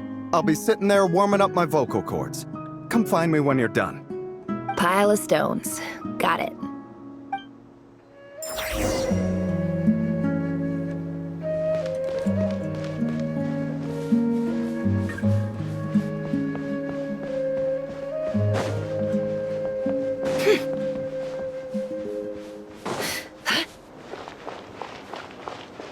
Hi, Dad. Uncle Retinue said you were looking for me. Ah, there's my little princess. If you'd gotten back just a little sooner, you could have shared the spoils of war with me. Spoils of war? Who were you fighting against, Dad? It was just a figure of speech. The aftermath of a sandstorm is no time to be waging war. I was talking about our war against thirst. I went out to fix our water supply problem, and now I'm back. Which means... We have a well again! That's right. I found a new one and brought back as much water as I could carry. It should last us for a good while. If it wasn't for these blasted sandstorms, our wells wouldn't be caving in. You wouldn't be spending all your time out searching for new water sources. As the chief of our tribe, I'm supposed to be leading us out of hardship and poverty, onto better things. You know how prosperous our ancestors were. I've told you all the stories. And look at us now, squeezed into these hovels. No one would choose this, if it wasn't for the endless wars over the years. But things are looking up. I started working with some folks from the academia a few months back.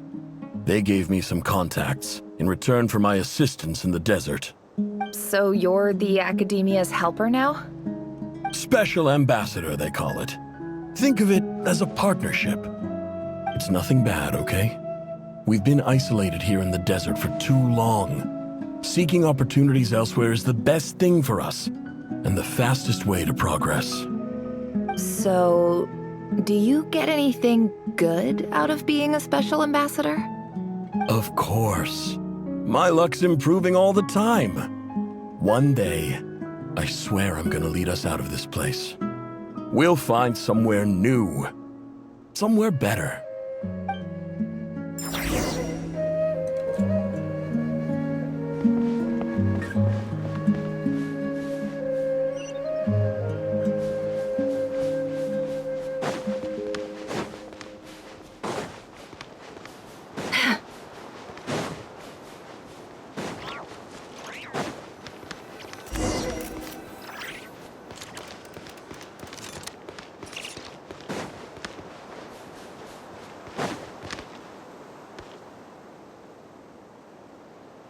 That's our well, and you know it. You stole from us. Well, you've gone from chief to thief, and now you have to face the consequences. Did you really think you could take our water without permission and get away with it? You're either brave, stupid, or both. And that special ambassador act? Yeah, nice try. We spoke to the academia. They said it was all news to them. You're a liar and a cheat!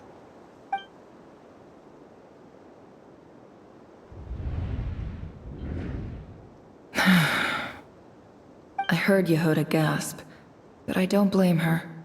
Most people are terrified by the sight of blood. Corpses strewn across the ground. The wounds are clearly from scimitars and daggers. The desert dwellers' weapons of choice. There's a handwritten note on the ground. Let's see what it says. Halil, this is Sinuhe, chief of the Shimti tribe. Surely you remember me. I was the one who helped you and your colleagues avoid the quicksand in the desert. This is my second time writing to you. I assume my last letter must have gotten lost in the mail, as I didn't receive a reply. I hope this one makes it to you safely. I'm writing to you because I need some help.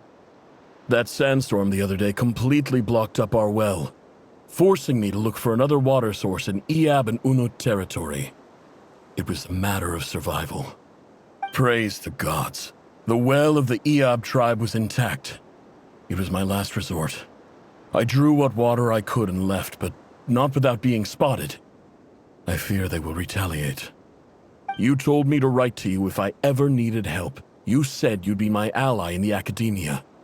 I urgently need you to formally recognize my title of Special Ambassador and send some of your people to assist me for a few days. It's the only way I can convince them that this was the academia's decision and prevent them from retaliating. This is an emergency. Please send help as soon as possible. Looks like this letter never got sent. The writer died a grisly death, and the letter was trampled into the ground. It's badly defaced. Some parts are barely legible. What a ridiculous lie the surviving Shimti tell. Their whole village was butchered over a sip of water.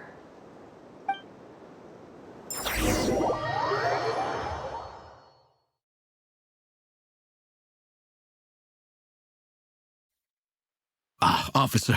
Welcome. Welcome to our humble village. I thought you would at least have the courtesy to provide some respectable libations. This is the finest wine Aro village has to offer. I promise.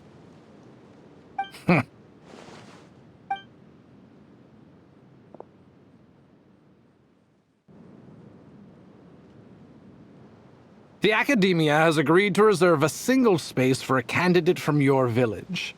But I remain skeptical of this entire endeavor. I highly doubt anyone in this desert possesses serious academic potential.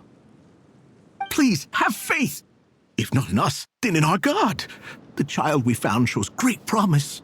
I beg you, take her away from this place. Give her a chance. Don't let her talent go to waste. I don't recognize her. New arrival? She showed up here a few days ago and we took her in. She's a really bright kid. Please help. I'm begging you. So, where are you from? Nowhere special. Just a sand dune. What about the rest of your family? How many of you are there? Just the one. It's only you? Correct.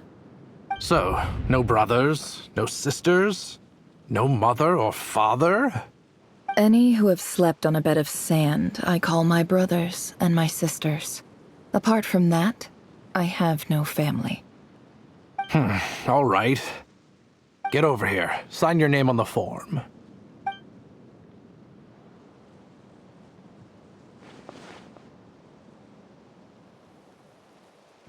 Never?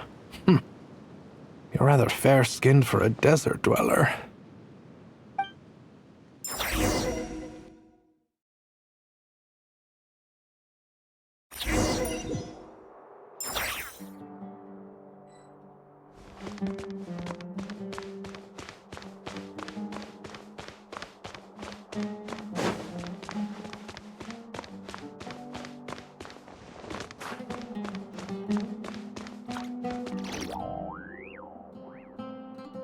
Nefer, this term's assignments have been issued already. Please read through the materials thoroughly, conduct your own additional research, and then write an essay on the topic. Yes, Professor, I'm aware. I just had a couple more questions I wanted to get your perspective on. Oh? Please ask away. Well, I saw the other students' problem sheets, and I couldn't help but notice that my assignment is much easier than theirs. Do you really think I'm a weak student? A weak student? Goodness, no. Quite the opposite. You have a sharp mind, almost too sharp. I think what you're saying is, a weak student wouldn't have noticed the discrepancy. And if they did, they certainly wouldn't complain about the lighter workload. You see, sharp as they come. You see things the way they are, and I'm sure you know why they're like that. Because of where I come from. Because I'm different. I'm sorry, Nefer. I don't like it any more than you do. It's just... Anyway, you said you had a couple of questions. What's the other one? I wanted to check. If someone sent me a letter to the academia, where do I go to collect it? Ah, your family wrote to you. Well, as long as they put your name on the envelope, someone should hand it right to you. Not exactly. It's not even a recent letter.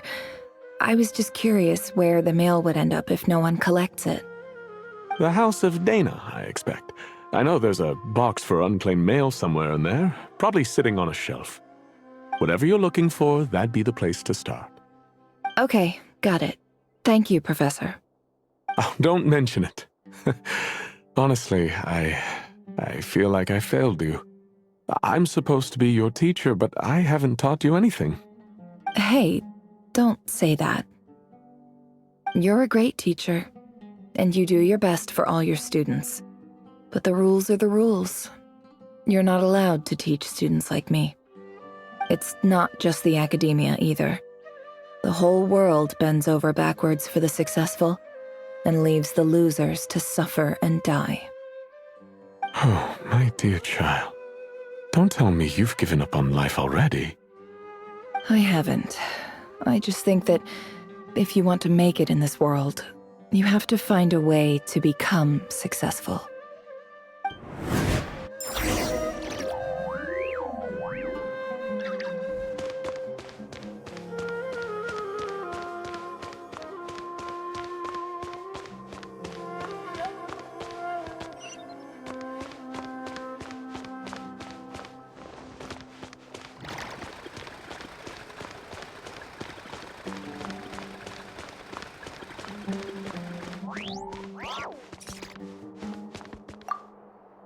This must be it.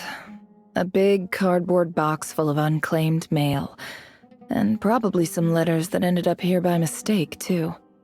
Let's take a look.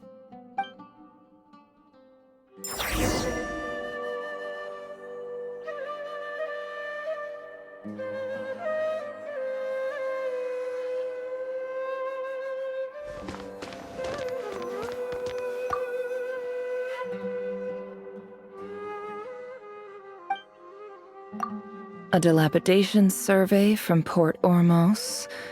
Looks like it's from a Core of 30 representative. What a strange thought.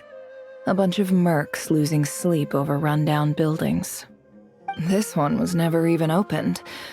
I guess the recipient didn't care what the Core of 30 had to say about anything. Who was it addressed to?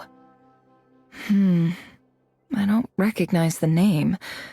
But it must have been a Kasharawar professor. This one is addressed to the Immorta Sage.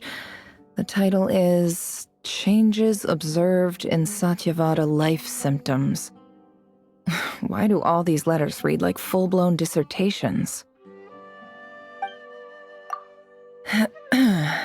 Guided by the incense, we became lost somewhere in the forest.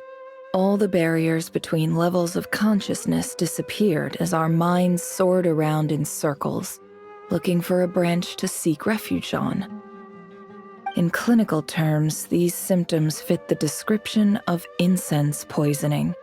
The Immorta Darshan strictly prohibits the use of hallucinogenic substances, but I believe there are still people getting away with it. For example, my neighbor who always breaks out into song and dance after using incense. This seems like something the academia would want to know about. Why wasn't it collected? Wait, what's this written on the back? It's so small. The note says, "The sender authored this letter while under the influence of mushrooms." I would send it back, but no return address was provided. Stamped by the Grand Conservator of the House of Dana.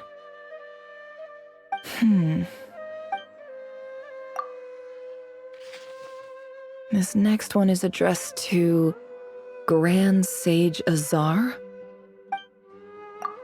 A few words of protest regarding recent changes in Sumeru's educational policy.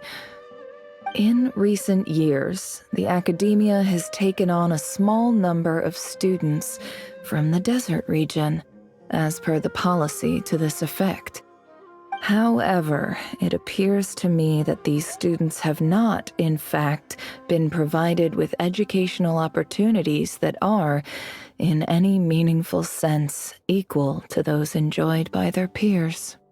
As well as receiving dumbed-down assignments and perfunctory tutoring, they do not even have full access to the Akasha system. Education is the fundamental purpose of this institution, which should go without saying in a nation whose founding virtues are knowledge and wisdom. I ask you, is the lip service we pay to the policy of education for desert students truly the standard of pedagogy to which the academia aspires? As Grand Sage, policy decisions are your prerogative, but do not forget your roots. You and I were once students too, as was everyone else in this institution. I do hope you will give some serious attention to this matter. I encourage you to discuss issues like this with myself and others, and listen to some alternative opinions. Great letter. Shame it didn't get to where it needed to go. And the sender is... Sage Cyrus of Spontamod. I didn't realize anyone else even knew how bad students like me have it in this place. So this is where letters from the Sage of Spontamod end up? Nice one, Grand Sage. Really enlightened leadership. Whatever. This isn't what I came here for. Moving on. I'm not exactly holding out hope that a letter sent from the desert would even make it here. But if it did, where else would it end up if not in this box? I can't believe how much discarded mail there is. Must have been years since someone last went through it all. And this is just one box. The whole House of Dana is boxes on shelves. I don't believe for 1 second that any human being has sat down and read through all the documents in this place. Who has that much free time on their hands? Wait, could this be it?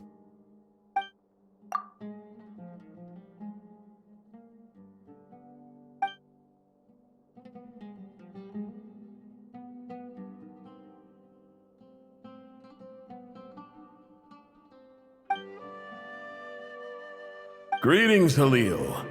My name is Sinue, chief of the Shimti tribe. I was the one who came to you and your colleague's aid when you ran into trouble in the Great Red Sand. I don't know how well you remember it now, but I brought you to safety and gave you some water and other supplies. You seemed very pleased and told me your name. In my tribe, learning a person's true name is serious business, and I therefore see you all as friends. You were kind enough to leave your contact details, so we could stay in touch. The Shimti tribe lives a harsh, nomadic existence in the desert. You were sympathetic towards my plight, promising to make me a special ambassador of the academia and help us find a way to make a better living. This brings me to my reason for writing. Our tribe has fallen on particularly hard times, and I would like to ask for your assistance. There was a terrible sandstorm a few days ago, which blocked up the well in our land. To ensure my people's survival, I had no choice but to venture into Eob and Unut territory in search of an alternate water source. The Eob and Unut are descended from the Thamudians, while we trace our ancestry to Tulatula. We worship the Lord of Flowers and have had relatively good relations with our fellow tribes up until now. I found a well belonging to the Eob tribe. They declined to help us, but I really had no other option, so I took some water to keep me and my tribe alive. My actions are certain to incur their wrath. When we met, you assured me that you would be my ally in the academia. I would like to take you up on that offer, because I really need your help. I wonder if you could send an academia representative to meet with me.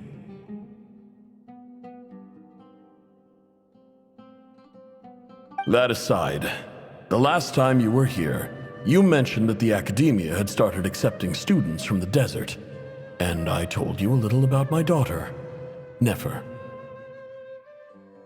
We have next to no resources here in the desert, and my power and influence are limited. Would you consider enrolling my daughter at the academia? She is a smart girl. I know she won't disappoint you. From the outset, the academia never took you seriously. Those things they promised were just empty words.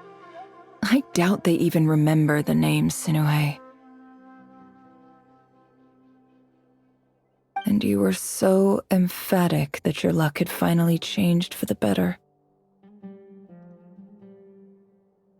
You swore you'd lead us to a better place one day. You spoke with such conviction, like you were the most powerful chief in the whole desert. You liar. You lied about everything. You promised the world and delivered on none of it. And who fell for it? Just me, by the looks of it. Despite your best efforts. Which makes you a pathetic liar. You weren't even any good at it. I think I'll take over from here. Let me show you how it's done.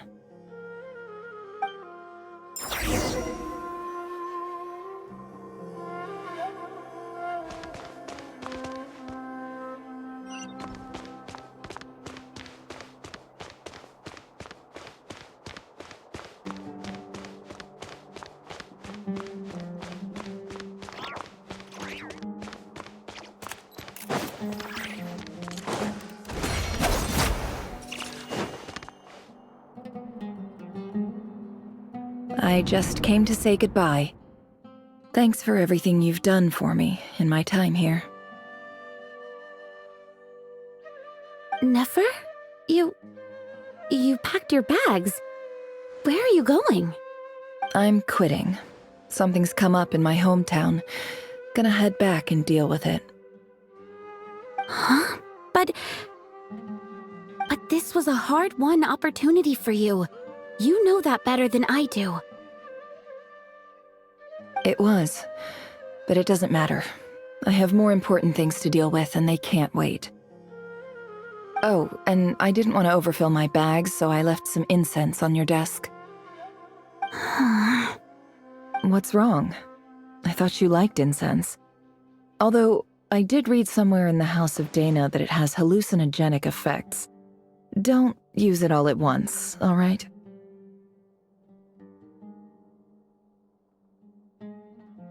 Isn't this the stuff you brought from your hometown? You're just... Yeah, I lied. It's not rare at all. There's this bunch of ruins near my hometown that are practically overgrown with this plant. It's not worth much. Keep it, it's fine. But Nefer... All right, that's all from me. You take care.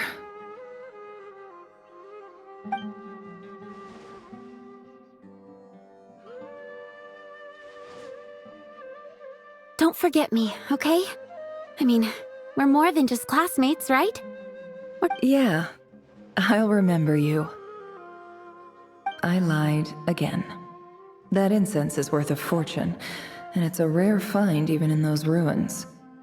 And as for remembering her, I have far too much to do when I get back. No time to reminisce. I'll be lucky if I even make it through this alive. But either way, I expect I'll forget you pretty quickly.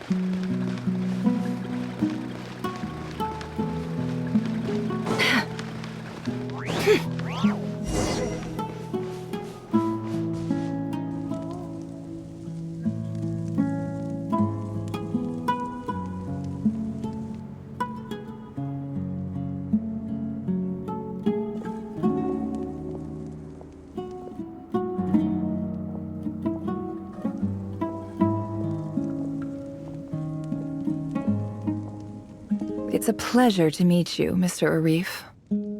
So, what does the Academia want? Since they've sent their special ambassador, I assume there's a big business deal to be made. If not, I'd be very disappointed. Please, sir, lower your blade. You're lucky I'm the one they sent. Not all special ambassadors share my admiration for the Iab people. The ever-shifting balance of power in the desert reduced the once great civilizations of this region to rubble and sand. But the story of the Iab has a very different trajectory. Others grew weak, but you grew strong, beginning in obscurity and moving to prosperity. You're the only ones who defied the trend. Huh. So, you do know who you're dealing with? This well is the perfect symbol of your strength, is it not? It used to belong to the Unut, but it looks like you have control over it now. You're not wrong. But I'm sure you didn't come all this way just to flatter us. Of course not. I came to bring you some very good news. Some information that recently came to light, which might just be your ticket to freedom. Records uncovered by the Vahumana Darshan show that a certain well currently under Iab control is built on top of some ancient ruins. These ruins are of great archaeological interest to the Academia. I checked the map carefully on my way over here, and I'm confident that this is the well in question. The Academia is offering 50 million mora in return for excavation rights. 50 million? No, wait. If these ruins are as important as you say, 50 million's a little low, don't you think? Don't get greedy, Iab. We know far more than you think. We know that you seized this well by force. Wasn't that the first step in your rise to power? To drive away the Unut and steal their water supply? So what if it was?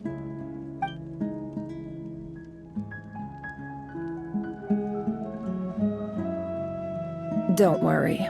As unscrupulous as it was, it's something we're willing to overlook.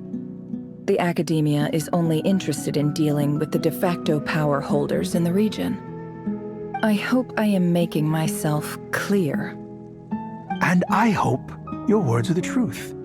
If I find out the Academia is trying to play me, I'll hunt down every one of your people and make you watch as I cut their heads off one by one. I assure you, Chief, that would not be in your long-term interests. You don't want to make an enemy of the Academia. You see how I'm dressed, don't you? I appreciate that you've never been to the rainforest, but surely even you recognize an ambassador's attire when you see it. And what does a barbarian like you have to lose anyway? You really think the Sumeru Academia would bother to come all this way just to lie to you? We have more important things to worry about. All right, I take your point. The Academia is the highest authority in the land. I'm sure you're trustworthy people. In that case, we have a deal. We will sell you the excavation rights. I'd like to thank you, Ambassador. This is good news indeed. Excellent news. In fact, it calls for a celebration. Would you do us the honor of staying a while and enjoying some Eab hospitality? Gladly. I am partial to wine myself, and I trust you are as well. So let's indulge in a few drinks together, in celebration of this momentous occasion.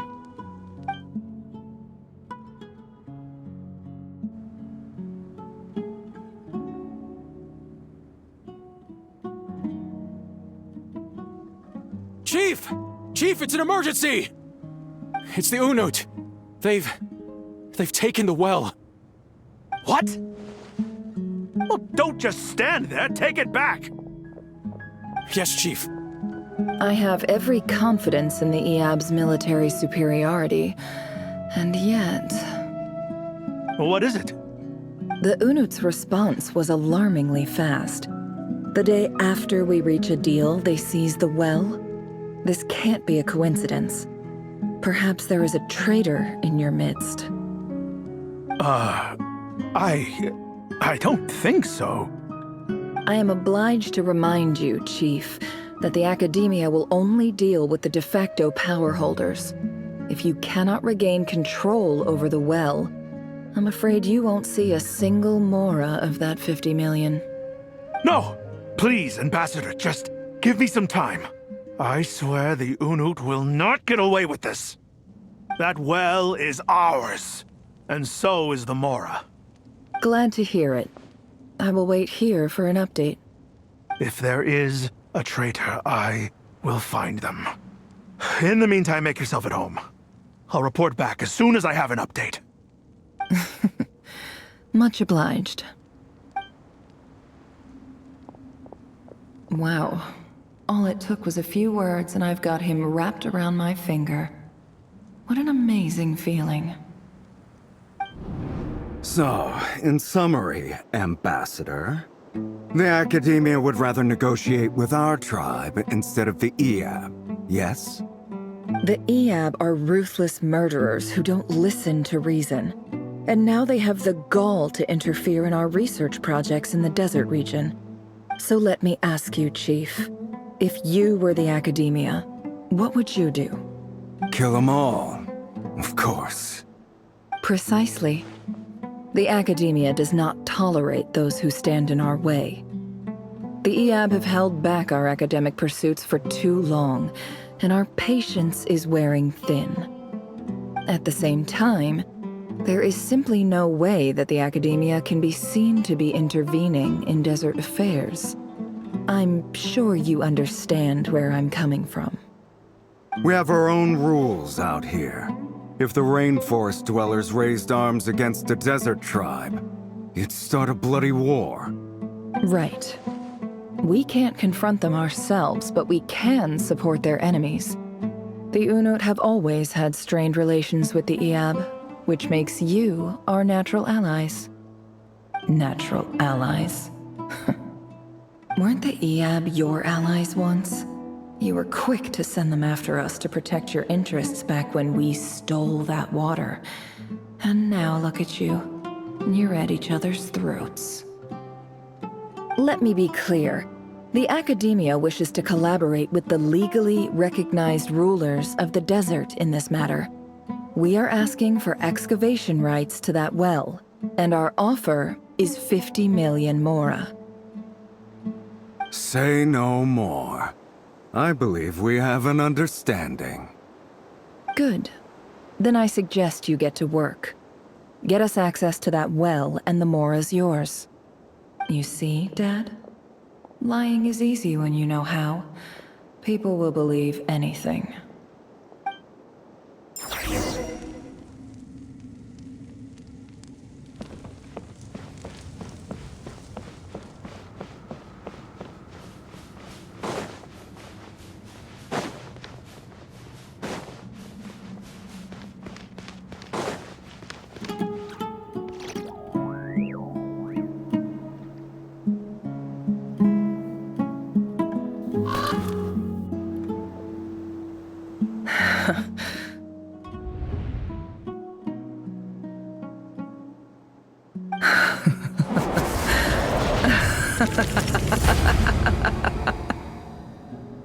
Look at yourselves.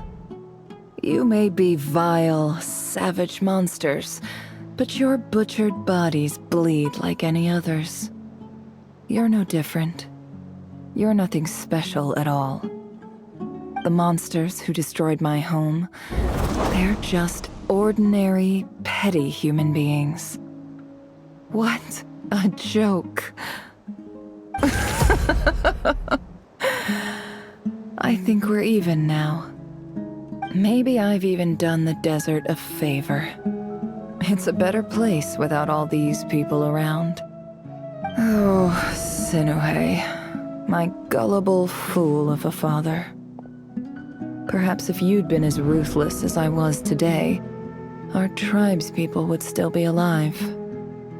In this dog-eat-dog world, a chief needs to be tough to survive. But you couldn't do what had to be done. So I did it for you. Nefer, it's okay. All of this is in the past now. I believe I remember you promising to remain silent. Yeah, but even so... Yehoda, is there anything you can do to ease the tension? Alright, time for a sharp turn onto a completely different topic. So, anyway, that's enough of that. When are we getting out of this place? Feels like we've been walking forever. I'm getting pretty tired. Oh, Alma, you tired? Yes. If we can find somewhere to sit down, I could certainly do with a rest. It's not far now. There should be a temple just up ahead. Yes. Really? A temple? That's where this story ends? I guess that's how things go in the desert. Desert dwellers can never escape their destiny. Or so everyone says. I never wanted to believe it, but looking back now, I'm as desert as they come. You mentioned a temple. What's waiting for us there? My biggest trade secret of all. Ah. Then I'm guessing it's where you got your power from. The power to peer into other people's minds. I didn't know you were clued up on any other religions. I'm no expert in the history of Sumeru, but since you come from the desert, I would imagine it has something to do with King Deshret. Sounds impressive. Ah, I know who you mean.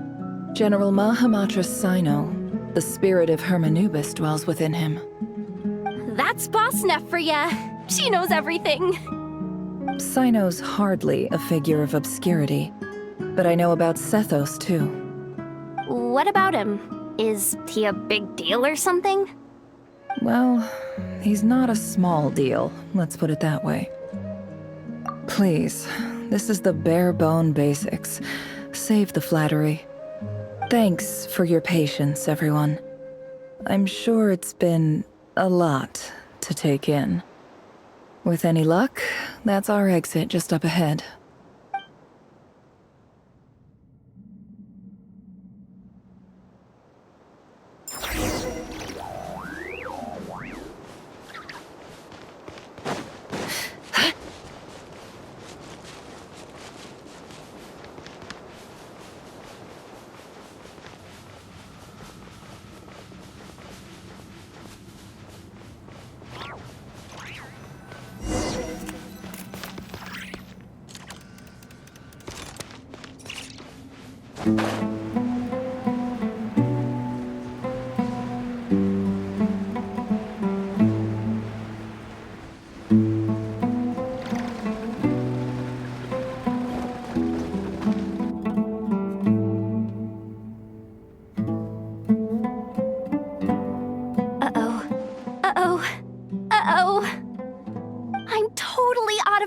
Here. I don't have anything to add about any of this stuff. Like, Look at that statue, for instance. I want to do the whole name-dropping, this girl knows her stuff thing too, but I've never seen anything like it before. A statue with the head of a bird. That's Thoth, the Ibis King, one of the 7 pillars of King Deshret. The legends say that he, the Crocodile King, and the Goat King were the 3 retainers of King Deshret. Let's take a look.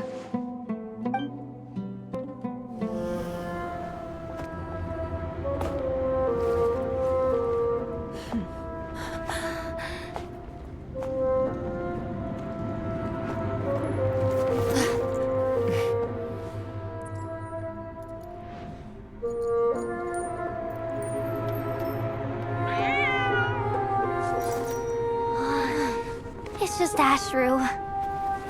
So, all is well?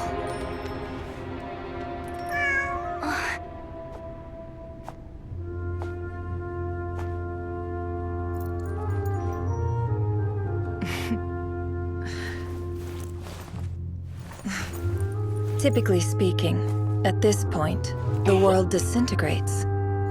Then we find ourselves back in the outside world. Besides, these are my memories. There's nothing to fear. You're sure? Of course. It's almost over.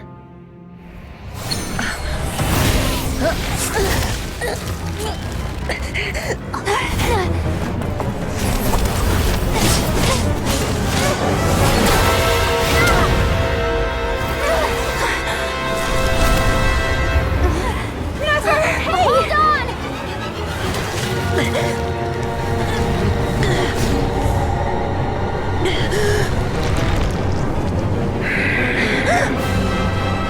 Knowing too much is always a death sentence. Speak for yourself.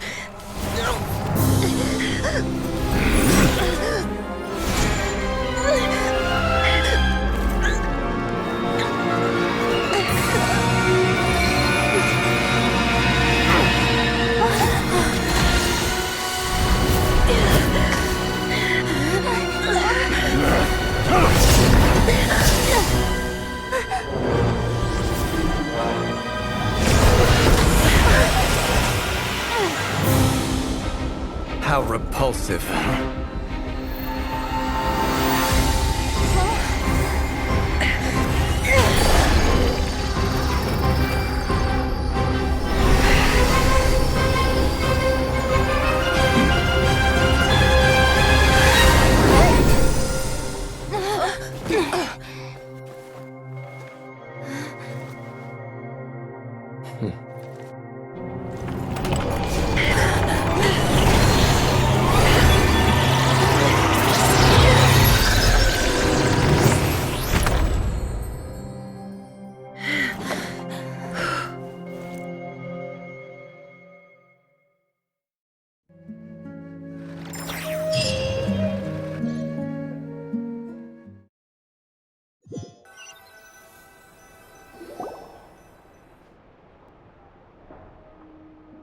Timed that pretty well, didn't I? It's okay. I'm just glad no one was hurt. Paimon noticed you doing something too, Dainsleif. Were you helping get them out? Of course. When I asked Nefer to conduct this investigation, I was not naive to the dangers involved. I had a duty to ensure your safety. Good to know your sense of justice is still intact after all these years. I take that to mean that you saw the truth. That comes as a great relief. I certainly did. And thanks to your help, I also managed to trap Rerir inside the chess set. Whoa, really? How'd you manage that? Well, to be honest, I sensed that something was wrong long before we made it to the temple. By using this fragment to probe into Rerir's past, well, the monster formerly known as Rerir, it seems I alerted him. I was tracking him, then he caught on and started tracking me too. Can't say I'm surprised. But how did he track you through your thoughts alone? That shouldn't be possible. Rerir was a secret agent who reported directly to the Vinster King. He is an expert at finding a trail and hunting down his pursuers. No wonder. He infiltrated the chess set, read my thoughts, and built a new virtual chess set inside of it. That's why we weren't able to leave at first. Speaking of your chess set, it's quite a remarkable item. Would I be right in thinking you have some connection to King Deshret? You overestimate me. I only have a connection with one of his underlings, the Ibis King. You all saw how this came to be. A long time ago, the Eab massacred my tribe, the Shimti, in our home village. A few years later, I enrolled in the academia, where some new information came to light. The Unut and the Eab fought a bitter battle over the rights to a well, all for the sake of a non-existent 50 million Mora. The Eab ultimately won that confrontation, but their victory came at the cost of almost every warrior in the tribe. The final blow to the Eab came at the victory feast, when an Unut assassin beheaded their chief right before my eyes. The remaining Eab fled and have been scattered to the winds ever since. Having gotten my revenge, I returned to my hometown, where to my surprise, the nearby temple was still standing. There it was, seemingly immune to the relentless hostility of the desert, while my tribal home lay in ruins. As I stood there gazing at the temple, I noticed a cat just outside. This cat, as it turned out, was home to the spirit of the Ibis King. He led me to a gate deep inside the temple, and there he made a deal with me. This chess set is my gift from the Ibis King. The chessboard within is made to the same specifications as the one in the mausoleum of King Deshret, and represents his power of piercing analysis. With this chessboard in its container, I gained a certain ability to perceive hidden secrets. Now, you could conclude that the Ibis King simply wanted to give the people of this world the power to seek the truth, but I don't believe that's the full story. Every god plays favorites. Their hearts are as fickle as any human's, full of secrets, perversions, egotistical tendencies. But precious few gods are willing to admit this. It is the same with all powerful forces, including fate itself. Their gaze falls preferentially upon a select few. As you rightly point out, this is an act of favoritism. If you're alluding to the Abyss, then yes, I agree. Gather the others. It's time to share everything I've learned.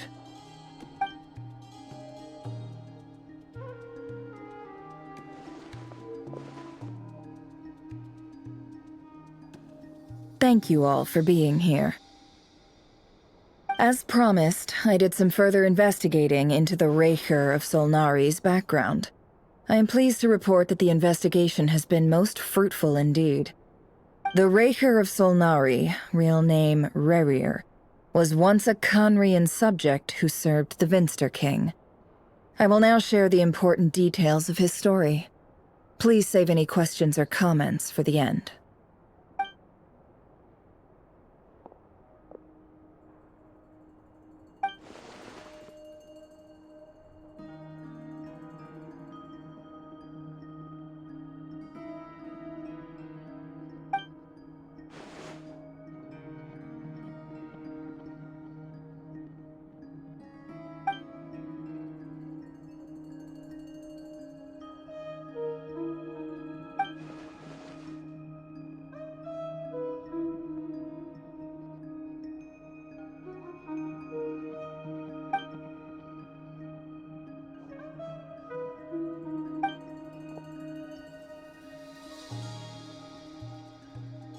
So that's why he's so obsessed with the moon.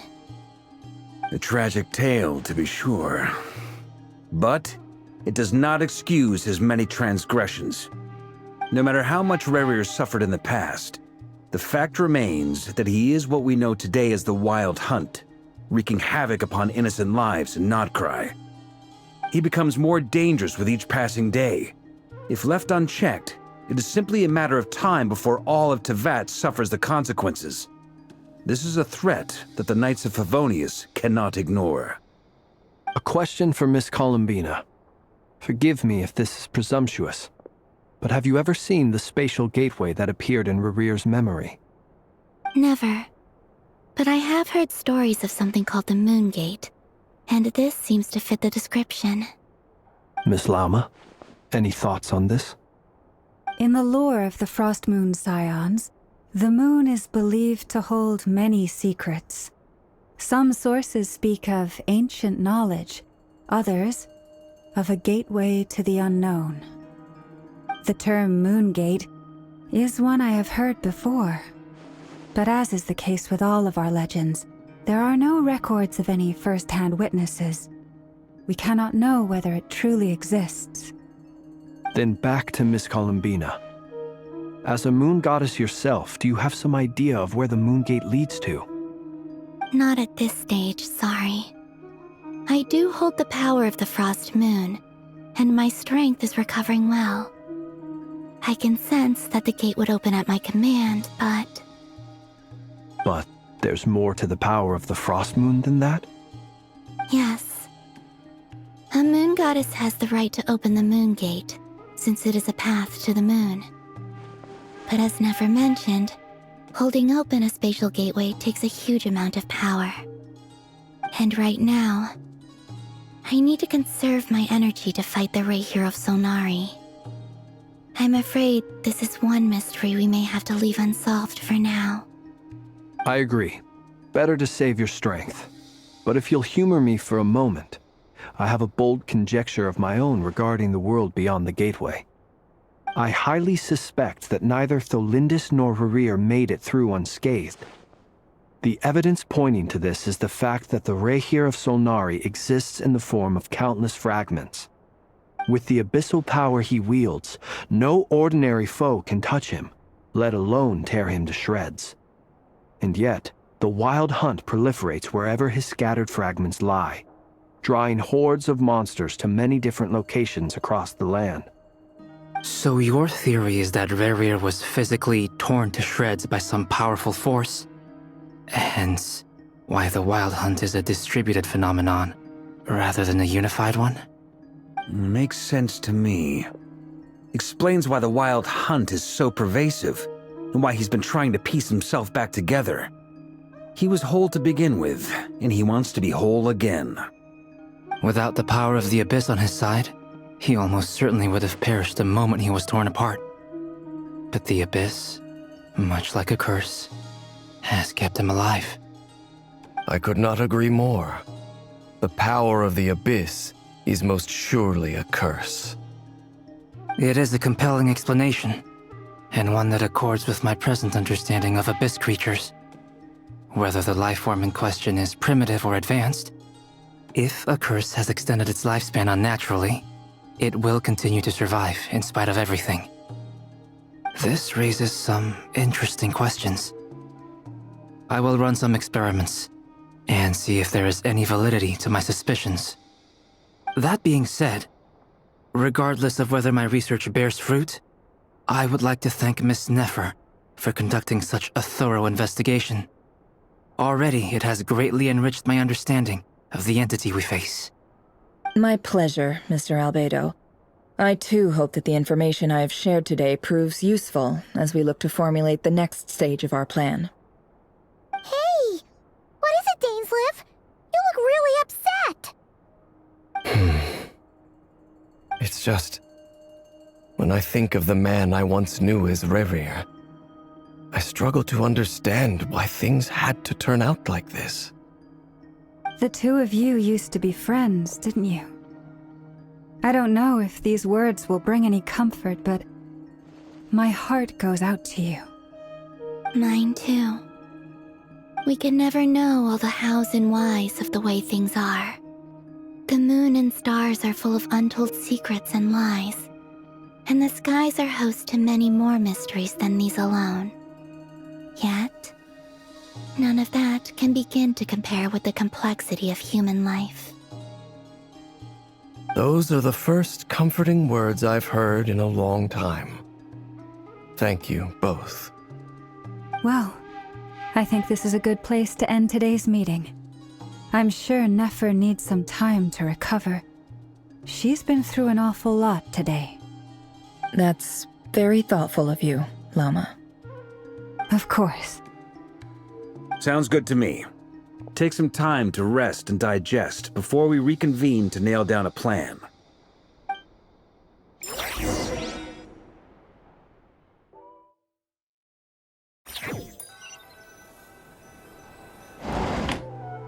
Hey, is this a bad time? Hope I didn't kill the conversation.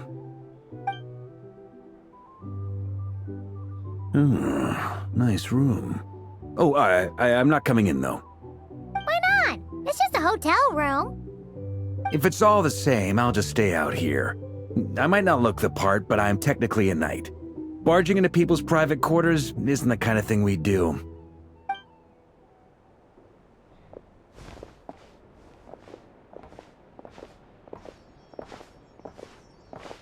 Anyway, Nefer went back to the curatorium to get some rest. But before she left, she shared some things with me that I thought you should be aware of.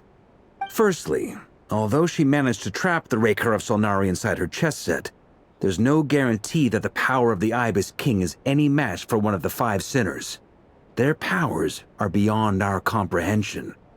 It's only a matter of time before he finds a way to break out. We have to come up with a plan and take care of him before that happens. Honestly, Paimon figured that might be the case. So, how long have we got? Well, I asked her that same question. She talked for a long time, but for the most part, it seemed like she was trying to convince me how precious her chess set is, and what a long and storied history it has. It felt like some kind of sales pitch, you know?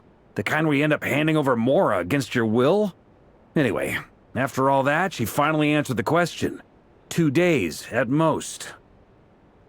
2 days? Holy moly! Can we even recruit enough help in that time? That remains to be seen. Which brings me to the second issue. Dainsleif is obviously conflicted about this whole thing. But given how little time we have, there's no way we can pull this off without his help. You have some history with him, right? Do you think maybe you could talk to him for us? Great. I appreciate it. All right, on to item 3. So, Albedo, Durin, and I put our heads together and came up with a plan. Can't promise it's gonna work yet, but at least it's a start. We figured we'd bounce the idea off you first. We'll explore it further once everyone's recovered. Oh, Paimon's dying to hear this.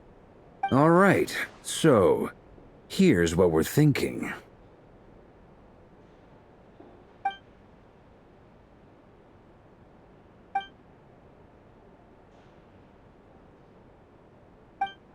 We felt a little uneasy about roping you into this. I mean, firstly, you're not locals, and secondly, none of us are your boss. You're well within your rights to refuse if you so choose. Roping us in? Why would you even say that? We know the stakes here. It's all of us against the Raher of Solnari, or none of us stand a chance. I choose my words very intentionally, I'll have you know.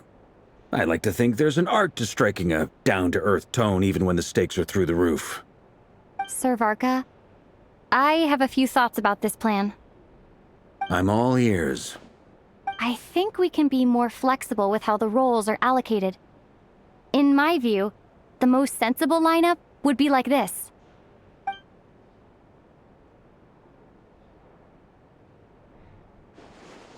I see your point, yeah. But if that's how we're going to approach this, you'd better make sure you're ready. To be clear, I don't doubt your abilities. Far from it. I just want to make sure. Are you really willing to take all this on? I want to do everything within my power. The Raher of Solnari is a truly fearsome opponent, and if I do my part, it'll greatly reduce the risk for everyone else involved. Well, that tracks with what I've heard.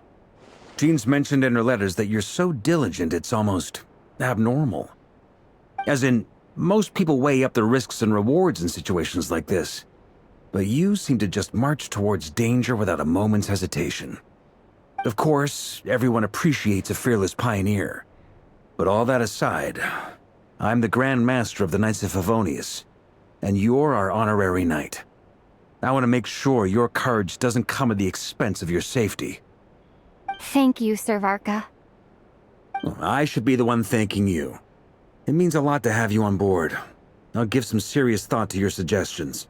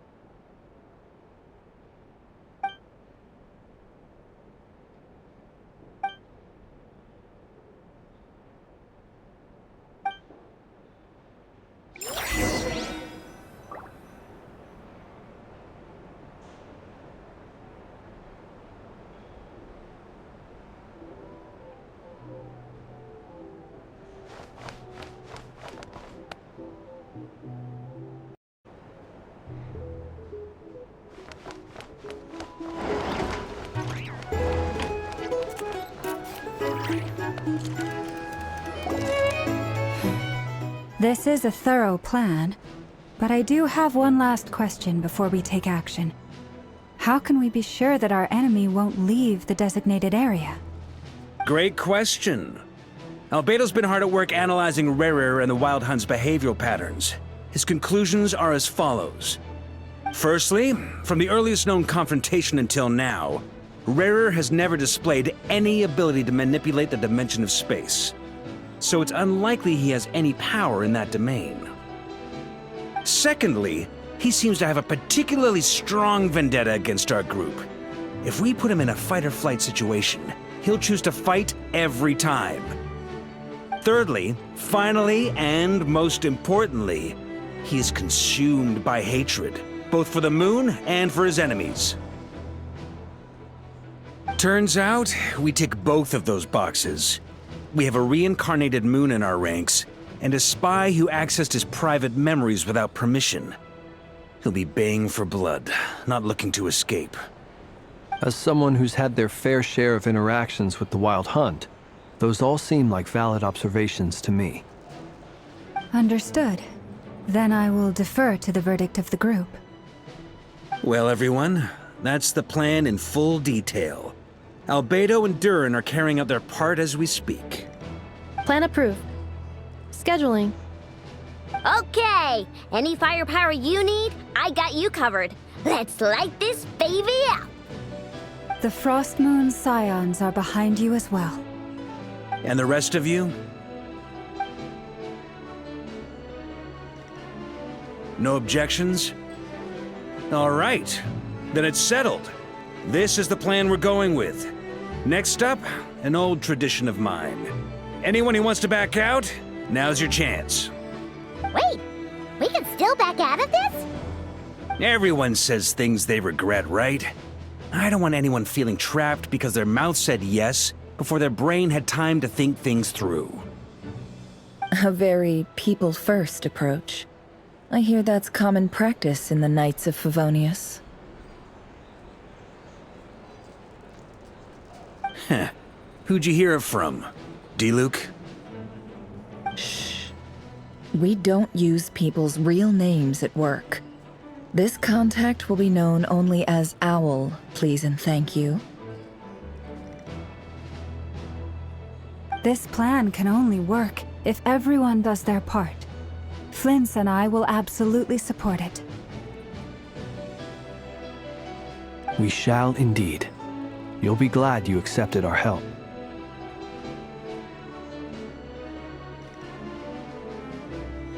Also, you are the last person I expected to see here, Miss Dory. It's not often I get called Dory in a work context. My peers usually call me Lord Sangama Bay. So, the longer your name, the higher your net worth. Is that the idea here?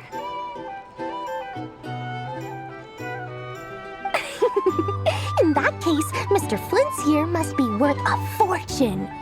That's right, I know your full name. It's... The walls are thin here. I'd appreciate you keeping that a secret. Okay, fine. I'm actually only here as a favor for someone else. Do you have any idea how much it would cost to hire me otherwise? Oh, does this mean someone out there actually has the power to boss Dory around? It most certainly does not. We have a long-standing and mutually beneficial business partnership. She's actually the mom of a friend of yours. Said mom supplied me with a great little trinket, but now that lady's ruined everything. If I don't start building a little goodwill now, my whole business in Notcry is gonna go down the drain! Okay. So what exactly is so special about this pendant? It's a lucky charm that a great mage made for me. We have a business relationship, and she was worried that something bad might happen to me. So, she wanted me to have something that can store power to protect myself with. I finally got it all fully charged up with Kuvaki, and then never went and used it all up at once! Never lost so big in my life! You're right. It was all my fault. I didn't mean to drain all the Kuvaki in the pendant, but I'll make it up to you. You will? Well, in that case, how about you give me your chess set, and we call it even? I knew you'd say that. Well, it's yours if you want it. In fact, take it now, and I'll even throw in a free Raker of Solnari. Deal? You're putting me in a difficult position here. It's a very useful thing to have around, but I have a funny feeling it won't be around much longer. I guess we'll see in a couple of days. Looks like bankruptcy for me. Hey, don't be so pessimistic. See this through and you never know. You might find a new business opportunity on the other side.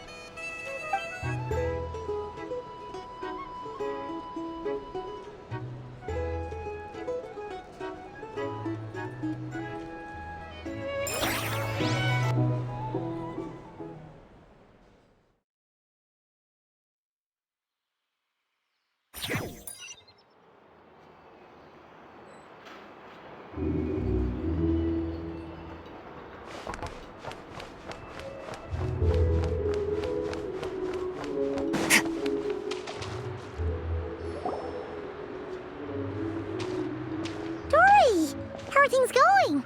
Feeling ready? Oh, I was born ready. We only have 2 days. You think Lord Sangamabe would let an opportunity like this slip by?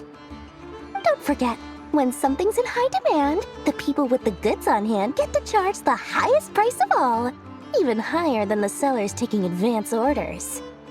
Ta-da! See? It's right here! Ah, it's so pretty! Did you make it? No, I have a supplier. We go way back, so he made me a very attractive offer. Aha! No wonder you were talking about lucky charms at the meeting. You've been getting Kave to make them for you. That's not the full story. It actually started a while back as a project between me and the Dendro Archon. Mage Alice once warned me that this world won't stay safe forever. There may come a day when everyone faces a great crisis. I passed this on to the Dendro Archon, and she secretly brought together a research team made up of Sumeru's top scholars to invent a technology that could keep people safe. I won't go into the details because it's all very complicated, but if you want to know more, you can ask the Dendro Archon about it sometime. Anyway, point being, it was the Dendro Archon who asked Kave to build this little contraption. As one of the top Kashara War talents, he was the obvious choice. Took him long enough. He stressed over it for ages. Must have gone through at least a dozen designs before producing a final product. But that's Kave for you. Marak delivered it to me a couple of days ago, along with a letter from Kave. Could I ask why I'm sending this technology to you? What's your proposed use case? Has it been approved by the relevant authorities? So nosy. My fault for sending him the research permit to begin with. Surely Nahida must have told him you were involved in this project. He was probably just nervous because you're always so secretive about your business. Could be, could be. Anyway, I just replied, let's hope there never has to be a use case, because it would involve grave danger. Fair enough. But it sounds like he was just being cautious. He probably felt responsible as the one who made it. Or maybe he was asking as a favor for his housemate. He's done that before. Not sure why, though. His housemate doesn't seem to really care that much about this kind of stuff. Either way, all's well that ends well. I'm just glad to finally have my hands on the product. I wouldn't want to be without it, given the potential dangers that lie ahead. Huh? What does that look mean? Paimon's just super surprised. This must be the first time we've ever seen you actually get serious about something. Well, a long time ago, I made a promise to myself. I promised that I was gonna live every day of my life with a big beaming smile. Obviously, Mora plays a big part in that. But there are always gonna be times in life when you have to give something back. That could mean paying back a debt, returning a favor, or showing some kindness. Alice has been a huge help to me over the years. She was the first investor I ever had. And I want my investors to know that Lord Sangama Bay is the best in the business. And more than that, no one knows what the future will bring. Whatever happens, I want to make sure the Dendro Archon and all of Sumeru is prepared to face whatever comes.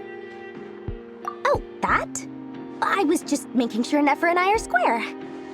Don't be thinking it was some sort of benevolent act. I'm no saint, so don't treat me like something I'm not.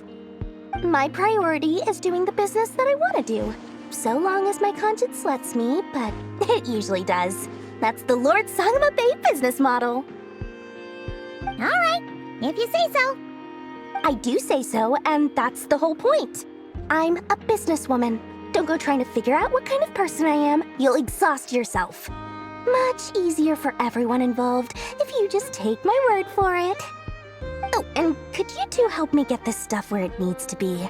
Thanks so much. You're my favorite assistants.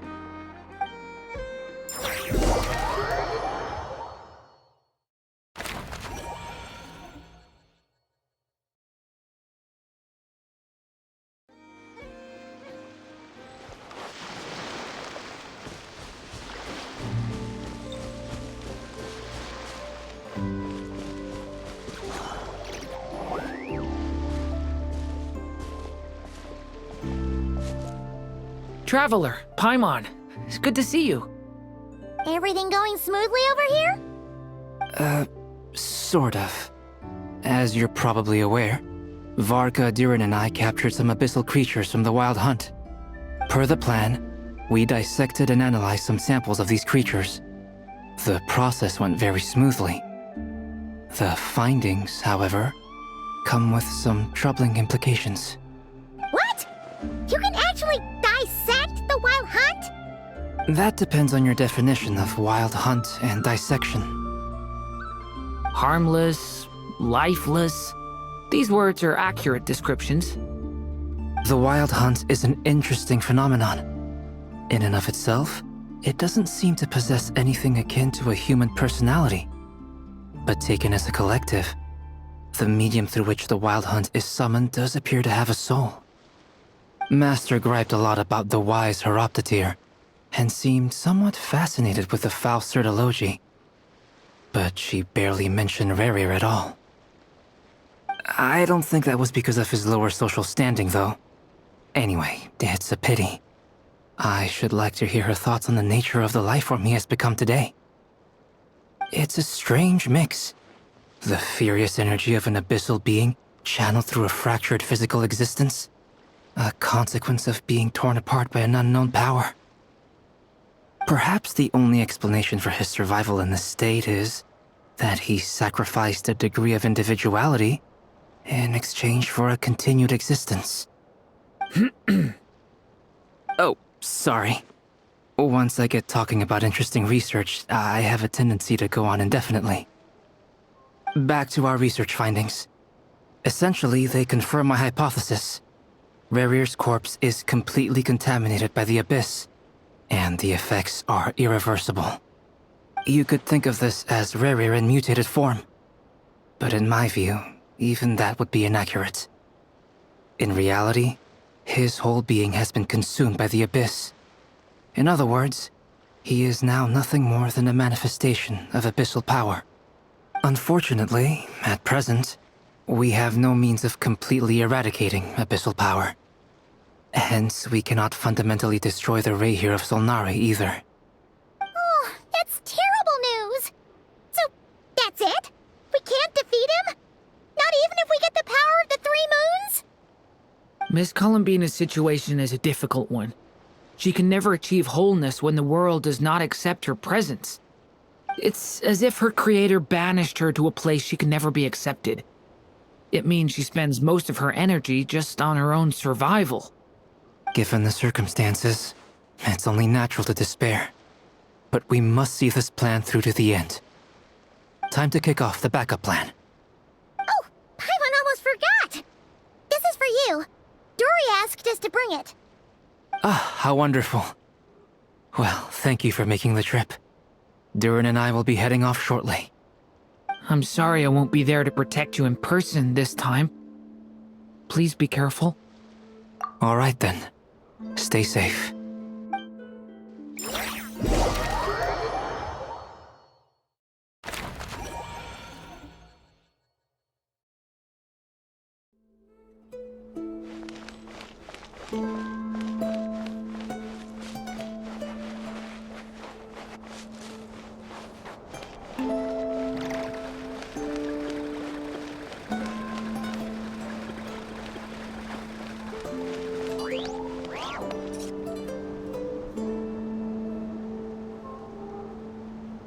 Miss Lauma, is everyone here? Yes. The fate of my flock is in your hands, Grandmaster Varka. Please keep them safe. My lady, what are you saying? Within the next 24 hours, we will face the biggest crisis the world has ever seen. This is not a burden that we deserve to bear, but I believe that we reap what we sow in this life. So I intend to act. I must do what I think is right. For me, that means fighting for the future of Nodcry. This gentleman is the Grand Master of the Knights of Favonius, Varka, Knight of Boreas. In my absence, please follow his lead. Hey, everyone. Guess I should introduce myself. Well, to start with, I know my way around a battlefield. Biggest strengths are honesty and hard-workingness. Anyway, point is, I don't intend to let Lauma down. I'm gonna do everything in my power to keep every last one of you safe and sound.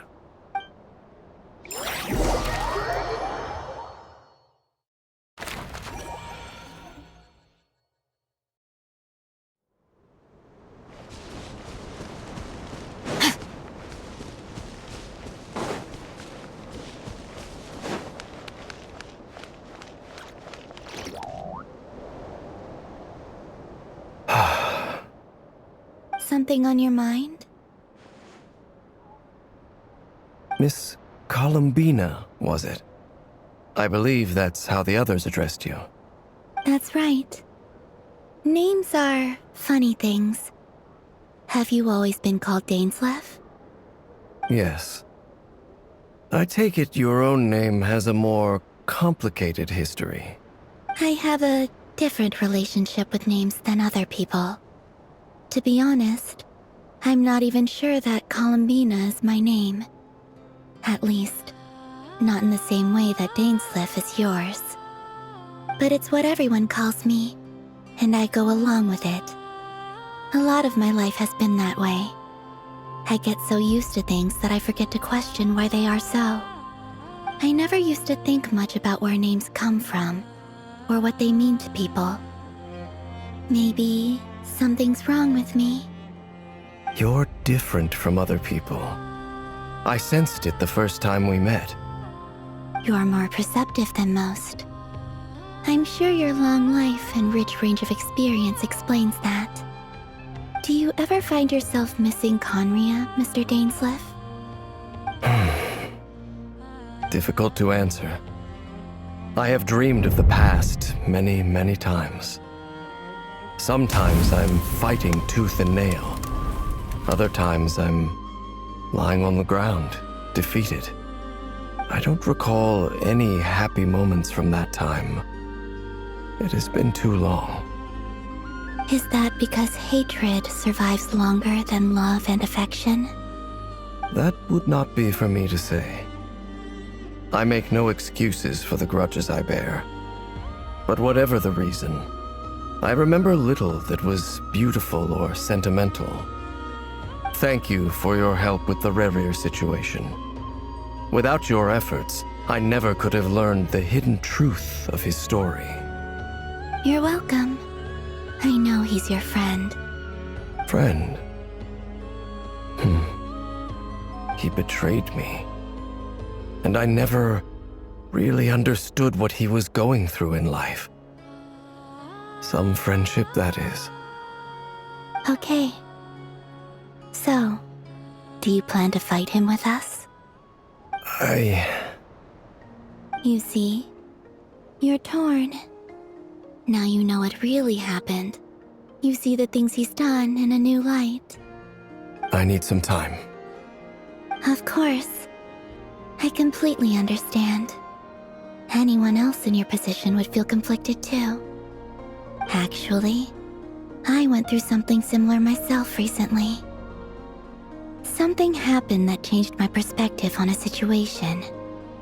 A situation I took for granted at the time, but now I feel very grateful for it. You mean the Harbingers who still support you, even though you've left the Fatui? Yes. I always thought they were only helping me because Harbingers are forced to work together. But then I abandoned them. A warrant was even put out for my arrest. And even now, they still support me. Which means I was wrong about them all along. Clearly, they view you as a friend. I feel a little guilty now. I regret not seeing her help for what it was, and not treasuring it. I see the guilt that you're feeling now, because I feel it too. Hopefully, talking about it will do us both some good. Have you noticed that the Traveler and Paimon are over there? I think they've been listening. Huh. Shall we say hello? Sure. Hello. Ah! They caught us!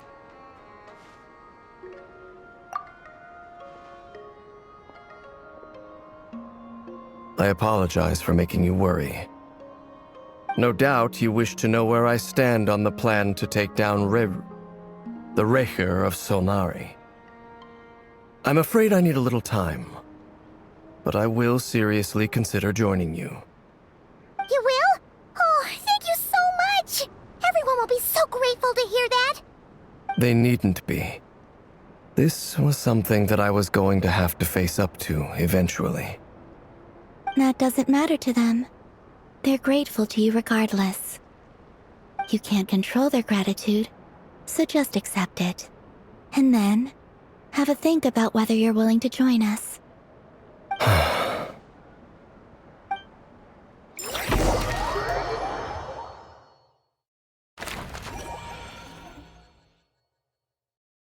It's nearly showtime! Let's go rendezvous with the others. You know the place.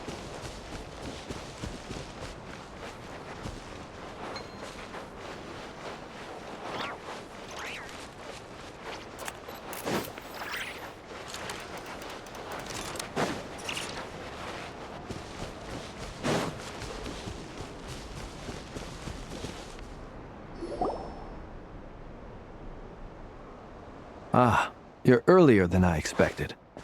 Hey, Flint's! Been waiting here long? Not too long. I came a little early so I'd have some time to think. Are you nervous about the battle? Quite the opposite. I'm reminiscing on my past battles. When I was awakened by the Ratniki, I had not touched a weapon in many years. I felt like the battlefield was not where I belonged. But after waging war against the Wild Hunt for so long, I came to realize something. A life of absolute peace is simply not a possibility for me. My restless flame indicates that somewhere inside of me, there is a deep yearning to root out the evil in this world. Oh, that doesn't sound like such a bad thing. Well, in the past, when I was a Fae whose primary concern was hibernation, it was hardly ideal. But it certainly serves me well here in the present. And I am delighted to be able to join forces with you in this endeavor. Looks like I'm not the first to arrive. Ah, Miss Lauma. Did you sleep okay last night? I struggled to settle down at first, because of the nerves. But don't worry, I got enough sleep in the end. I'll be just fine. Please, I'm just doing my part. Never! Over here! Aino asked me to relay a message. She said Anefa will be on high alert and keep a close watch over all secondary districts where defense is required, providing support as necessary. Meanwhile, Aino herself will provide range support to us directly, using her latest invention. Excellent. My thanks to all involved.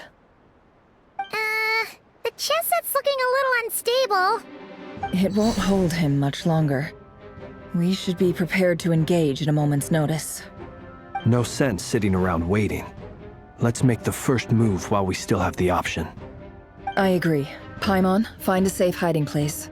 Got it! Be careful, Traveler! I will.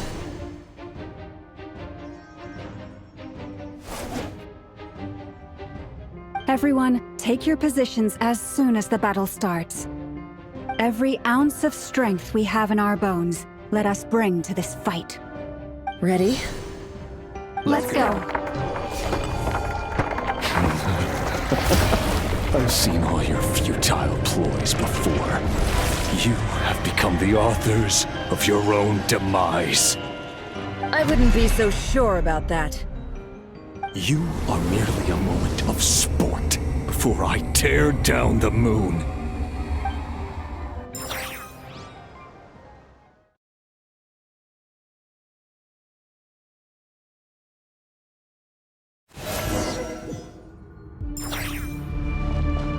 Stay on your... Let me help you guys.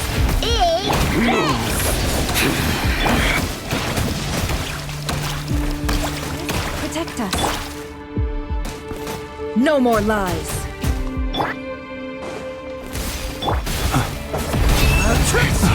Futile.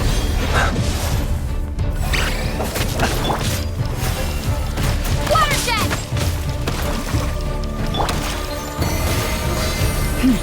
It all adds up. Betrays you. The mystery unravels. For the everlasting betrays you. Be silent. Waterjet!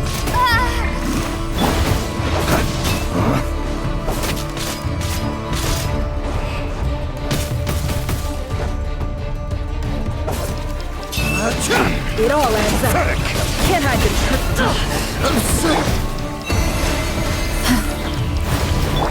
Observe. Be silent. To dust.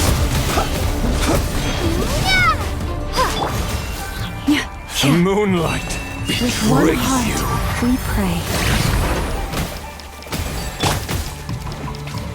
Observe. Be silent. Seek within. It all adds up. No more lies.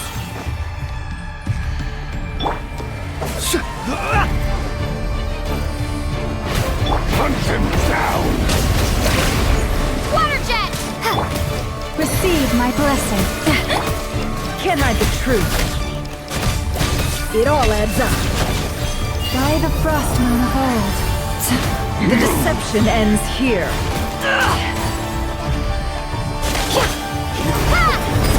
Close your eyes. It began with the moon, and so shall it end. The moon will protect you.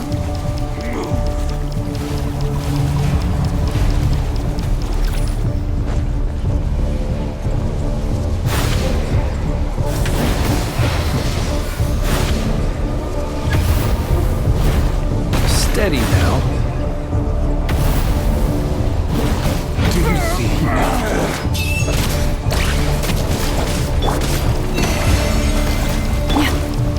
Vanir, when will it be as you foretold?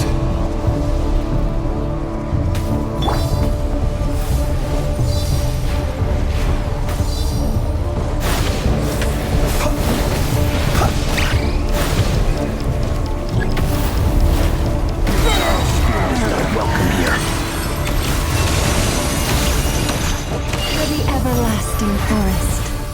Seek within. Wipe out! Are you quite finished? It's a grave situation. It all adds up. Can't hide the truth. Branch into song. Move!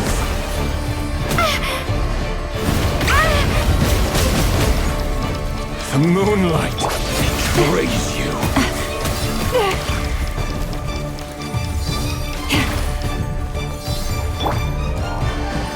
Close your eyes. Down.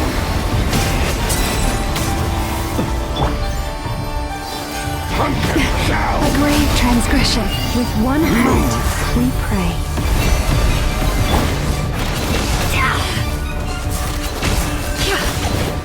The moonlight betrays you. Move. The moonlight betrays you. The deception ends here. It all adds up. Shameless. For the everlasting forest. Hunt them Luscious down.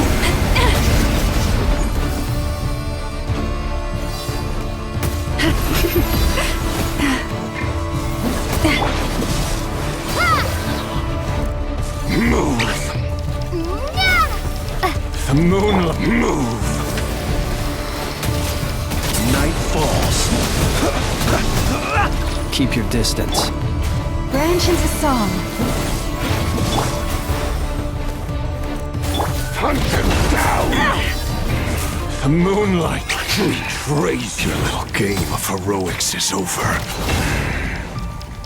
Who wants to go first?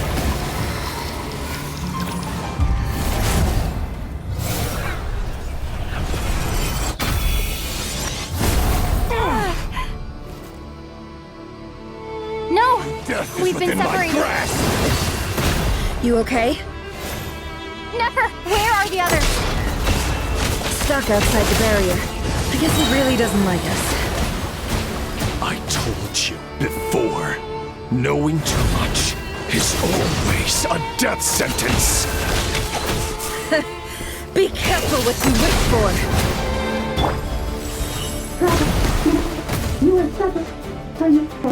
Lauma! Can you hear me? Hold on, wait. Silence. Voices are gone. But at least I know they're still there. I need to focus. Stick to the plan. Remember my most important task. How much power will it take? If I can stall him for long enough, the moment will come. Destroyed and reborn. No more lies. The deception ends here. Water jet!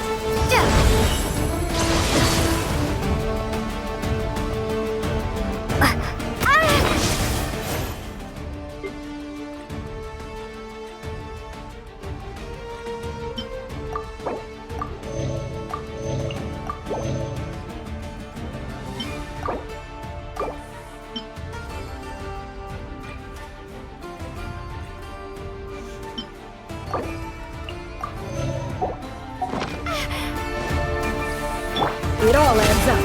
No more lies. Shameless.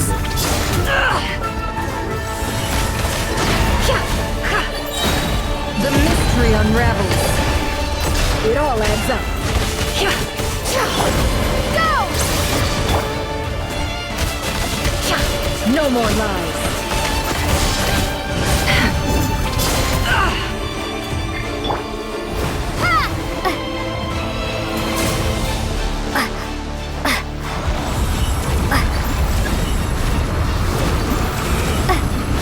I've got this.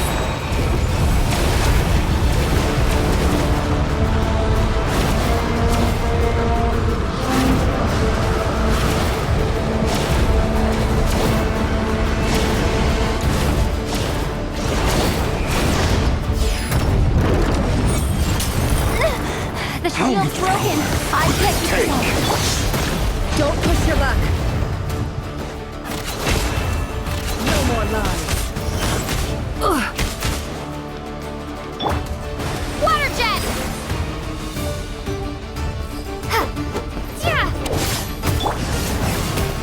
Destroyed!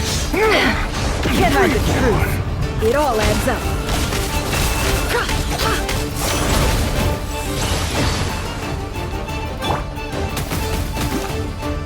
Bombs away!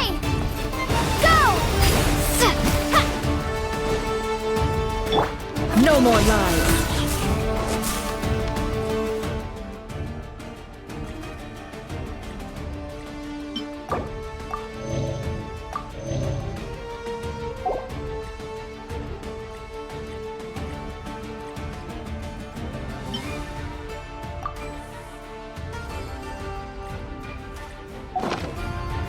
Seek within.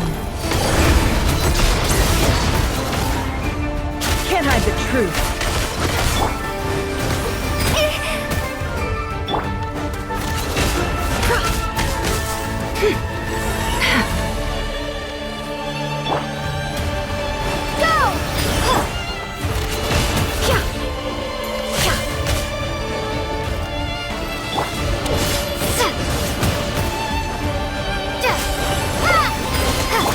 No more lies.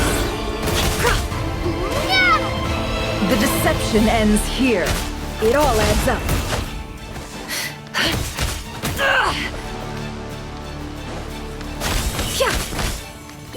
Can't hide the truth. Seek within.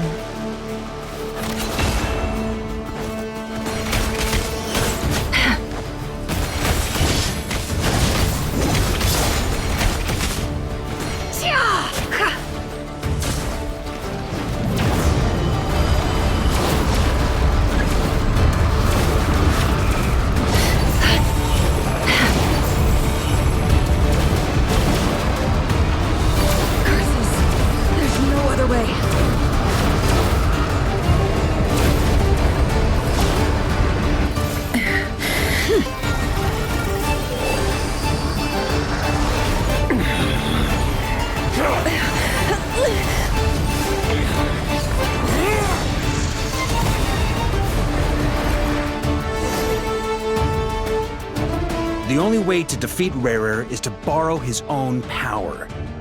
That means Columbina will have to disappear while you two bear the brunt of his attacks. You have to hold on. Find a way to keep him focused on killing the two of you.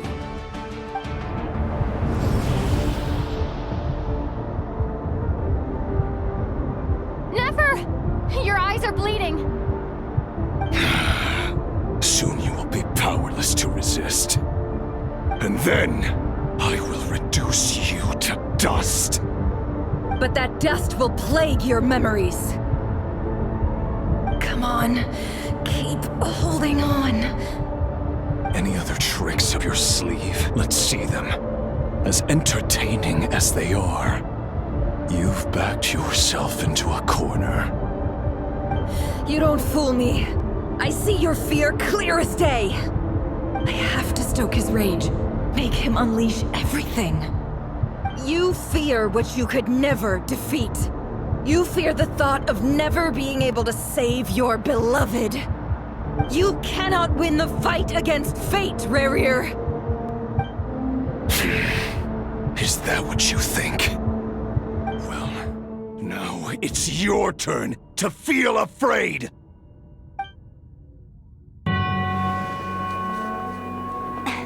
You fear the sound of your own name? Is it us you hate? Or is it what you've become? Let's see what becomes of you!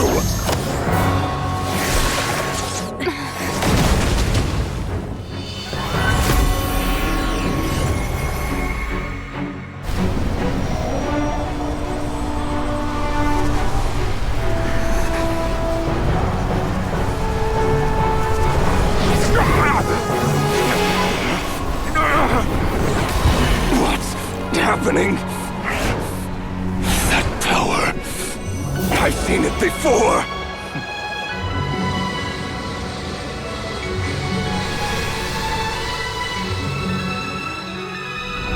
His power is on another level. We'll need to use an alchemical array to convert his power into a usable form. Then quickly channel it into Columbina, rendering her powerful enough to compete with him. I'll join you. I can help. If I release enough abyssal energy into a confined space, it'll create a potential difference, allowing us to extract a huge amount of elemental energy. Next, I'll synchronize with everyone's minds using Pyro, then give you temporary access to their abilities and fields of view. But it won't last long. Can you see? Well enough.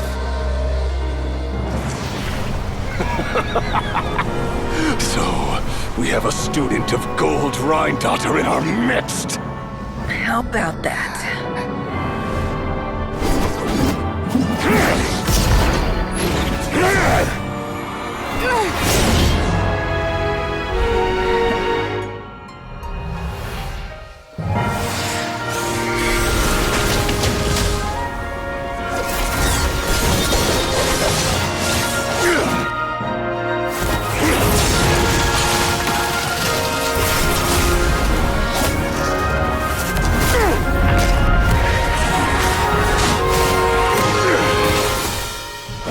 You use my own power against me? Just like how you stole Kuvaki. Look familiar?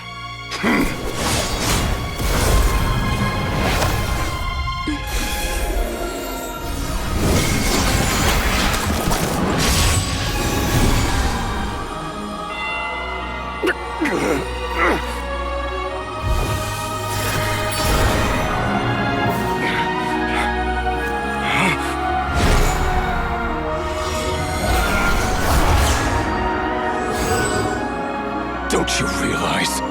You don't have the power to hold that gate open! I don't, but someone else does.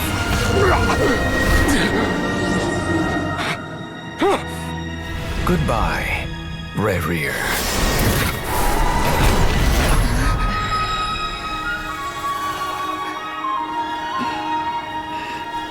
We won.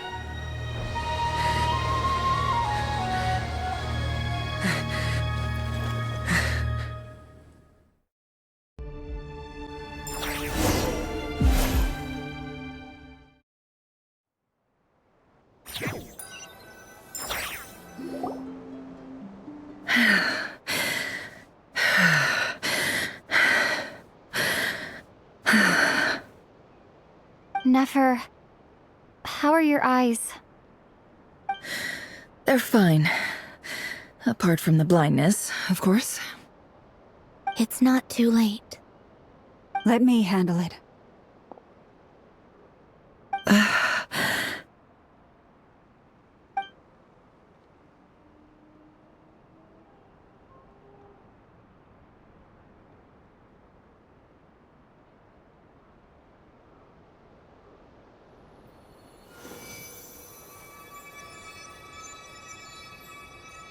Miss Nefer, it's not like you to lose your composure.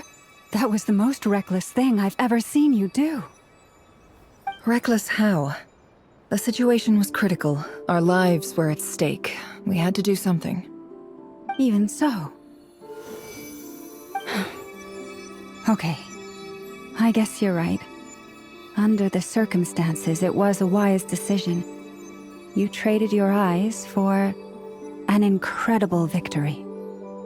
In business terms, I suppose that's a huge return on investment. I'd be hard-pressed to argue otherwise.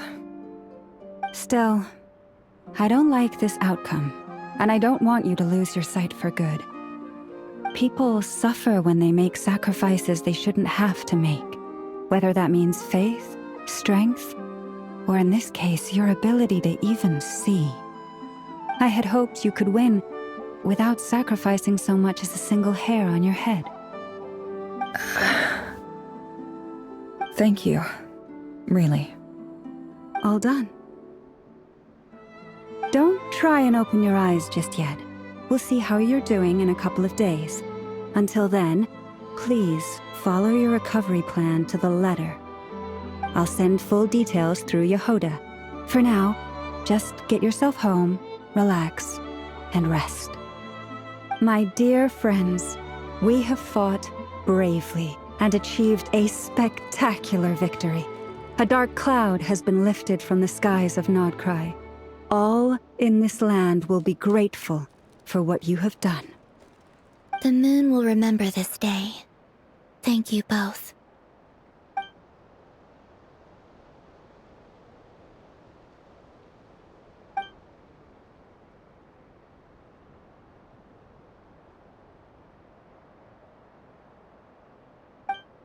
There's something I want to let you know. What is it? When Durin connected everyone's minds so I could access their powers, I also felt everything they felt. And since Nefer's eyes were injured, my eyes are hurting now too. Hold on. Let me try. I only feel the pain. There's no actual damage. I just thought I should tell you. You're right. There's no damage. That's a relief. But I must say, I'm surprised to hear the Kutar share something like this with me. In the past, you never used to open up about yourself. Things are a little different now from how they were. I'm learning to share how I truly feel with my friends. Friends? You have no idea how glad I am to hear that.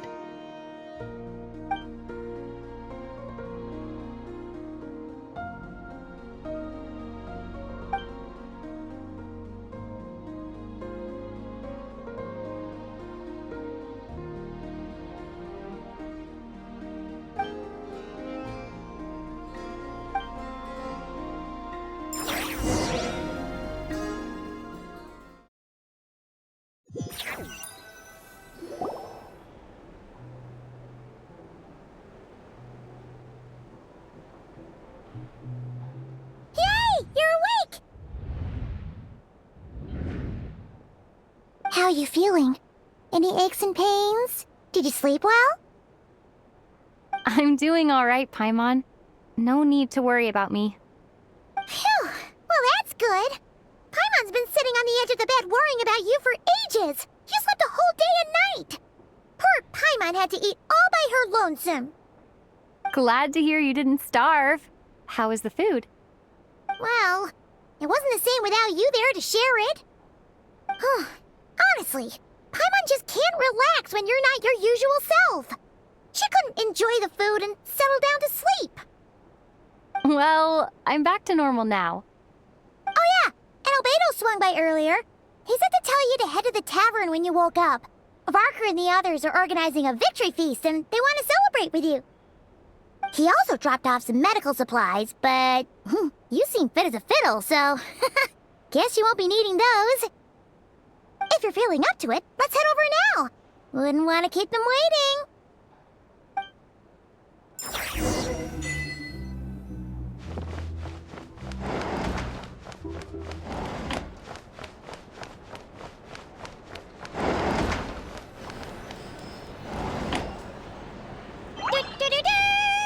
We're here! Oh, Traveler and Paimon!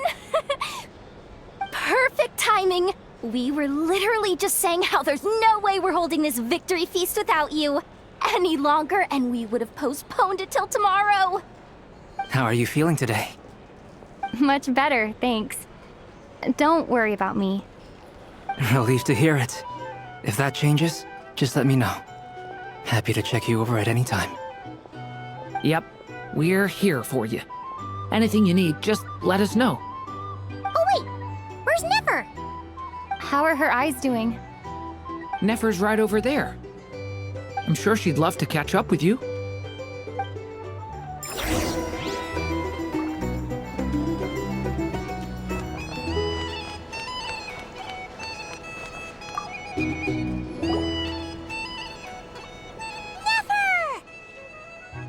Traveler, Paimon, are you recovering well? Turns out that moon chanter has some real talent after all. My eyes were mostly recovered after just a couple days' rest. I can actually open them again now. Yeah, but you gotta be careful. Lauma says not to strain your eyes while they're still healing. Yes, thank you. I'm well aware. Yehoda, could I borrow you for a moment? I could do with an extra pair of hands. Oh, sure. Coming. Did you hear that? I gotta go help Lauma for a second. You guys chat among yourselves. I'll grab us some drinks on the way back. Paimon, you still like 'em sweet? You bet. Make it extra sweet, because Paimon's earned it. Sure thing.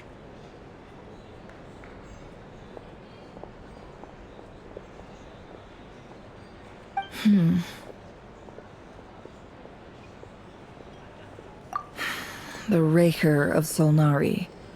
Kind of a snake, don't you think? No, definitely a snake. A poisonous one who spewed his venomous hatred everywhere. Anyone who seeks revenge out of hatred for other people has become a snake. That's something my dad used to say. Perhaps. I'm sure it sounds like a very wise and open-hearted perspective to your ears. But me? I think hatred is a perfectly justifiable emotion. What else is left when everything you depended on in life gets stripped away? Something's gotta fuel that drive to keep on living. If you're worried about me, you can nip that in the bud. I'm not someone who gets stuck in the past. It's just... I suddenly feel like I was wrong to call my father a liar. He was just a fool. That's why the Academia turned their back on him, and why the other tribes ganged up on him. Oh, Father. How much better things could have been if you were a skilled liar. Look at the Ibis King. Thoth is a fiendishly cunning liar. And yet, strangely, he feels more like a father to me than my real dad ever was. He's never brought it up, but I'd bet he feels the same way.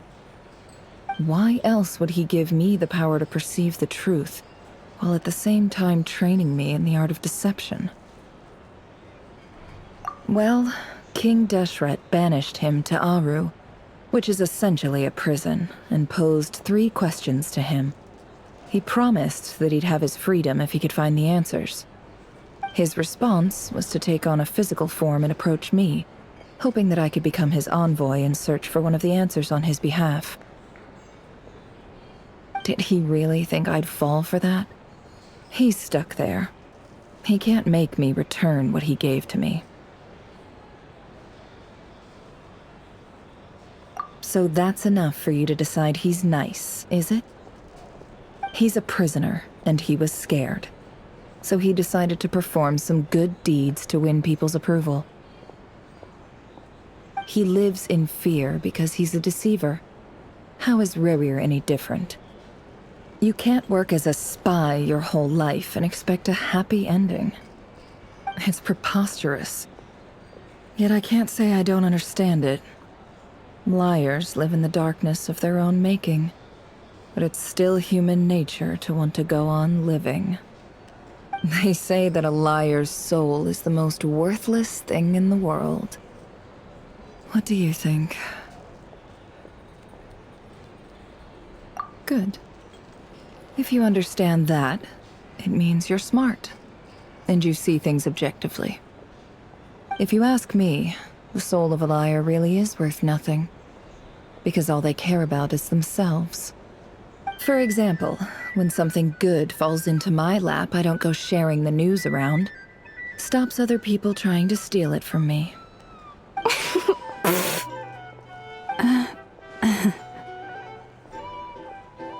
So be it.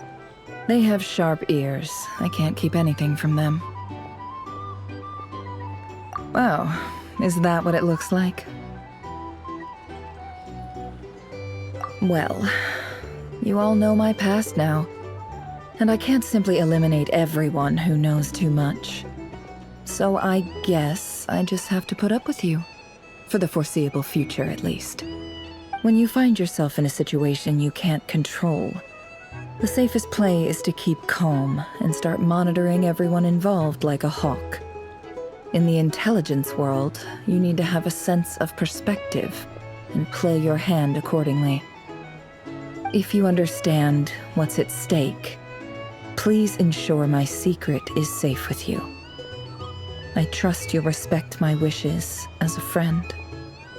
But don't forget, I will also be watching you like a hawk. Very good. Oh, wait! Now that the panic's over and we've all calmed down, Paimon suddenly remembered something. After all that build-up, our mystery ally never showed up even once.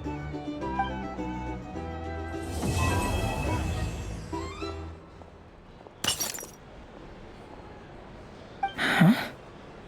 Am I imagining things?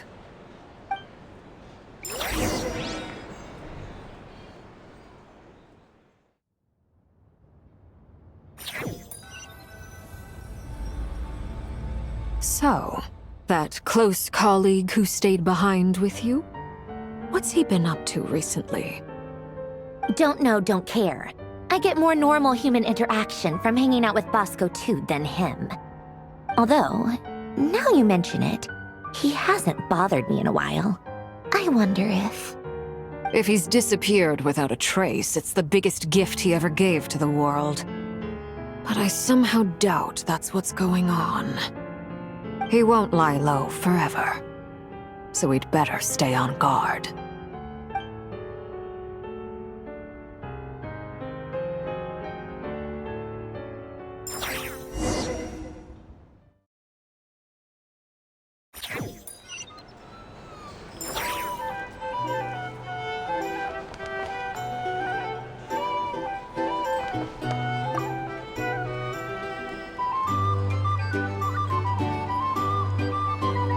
Ah, Lord Sangama Bay.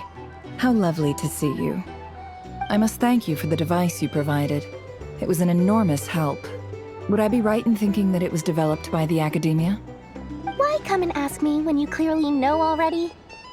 I mostly came to thank you. That's more like it. A little gratitude goes a long way with Lord Sangama Bay. Play your cards right, and you might even stand a chance of becoming my long-term supplier. The chance to work with such a kind and charitable investor as yourself would be a great honor for the Curatorium. Huh? Charitable? Who said anything about charity? First time hearing about it. Let's see. The first plot of land you purchased in Nodcry, your desert interests, and... Stop! What do you think you're doing? Exposing my investment history! It's nothing to hide from. They're all perfectly legitimate investments. And some of the land you purchased was with the intent of building a sanctuary? Yes, I heard about that too. How did you... You're a curious case, Lord Sangama Bay. You don't like people finding out about your good deeds, do you? But I'm afraid no matter how hard you try to keep things under wraps, where there's a will, there's a way. You did it for Sumeru, didn't you? It was empty land that was gonna go to waste otherwise. I figured if I built something there, it might at least get some use in an emergency. Disasters are capricious things. They strike without any warning. I've lost family to a disaster before, and I don't want to lose any friends or business partners if I can help it. My elder sister used to dream of finding a sanctuary. Somewhere with plenty of food, water, and medicine. Where everyone could live happy lives. It was something I looked into, but after discussing things with the Dendro Archon, I decided on a more effective strategy. The tech people handled the tech, and Moneybags provided the Mora. It just made the most sense. It's a pity that so few people know the truth about you. Everyone says that you view everything in terms of Mora, and all you care about is growing your own wealth. So, what's the problem with that? Everyone wants to be rich. It's human nature. So yes, I love Mora, and it's nothing to be ashamed of. But surely you have dreams of your own beyond just making Mora. You don't get it, do you? My dream is to invest in other people's dreams. And, you know, make a nice little slice for myself along the way. Just thinking about it makes me happy. That sweet, sweet sound of Mora. Thank you. For the device? And the pendant. Oh, that. I was just returning a favor. Don't worry about it. Seems like we've both been away from home for a very long time. Yeah. So long that I barely remember what my family even looked like. That would be your mother, father, and sister? Yeah, though it's been years since my sister passed away. It's not like I want to forget them, obviously, but memory can be even more ruthless than the most calculating business person. Beyond a certain point, if something isn't helping you, it just gets rid of it. My sister can't help me now. Slowly but surely, her face is fading from my mind's eye. It's become a vague impression. Not everything will fade. When loved ones pass away, the beautiful memories are the ones that last the longest. Yeah, that's true. If you ask me, that's the one silver lining in all of it. Well, that, plus, I'm sure that life is much better now than it was back then. Oh, absolutely. I have tons of Mora, a big beautiful house, business is booming, and I'm as happy as can be. You've got a lot going for you too. Boss of the Curatorium of Secrets? I'm sure there's plenty of Mora to be made in that line of work. I appreciate the vote of confidence.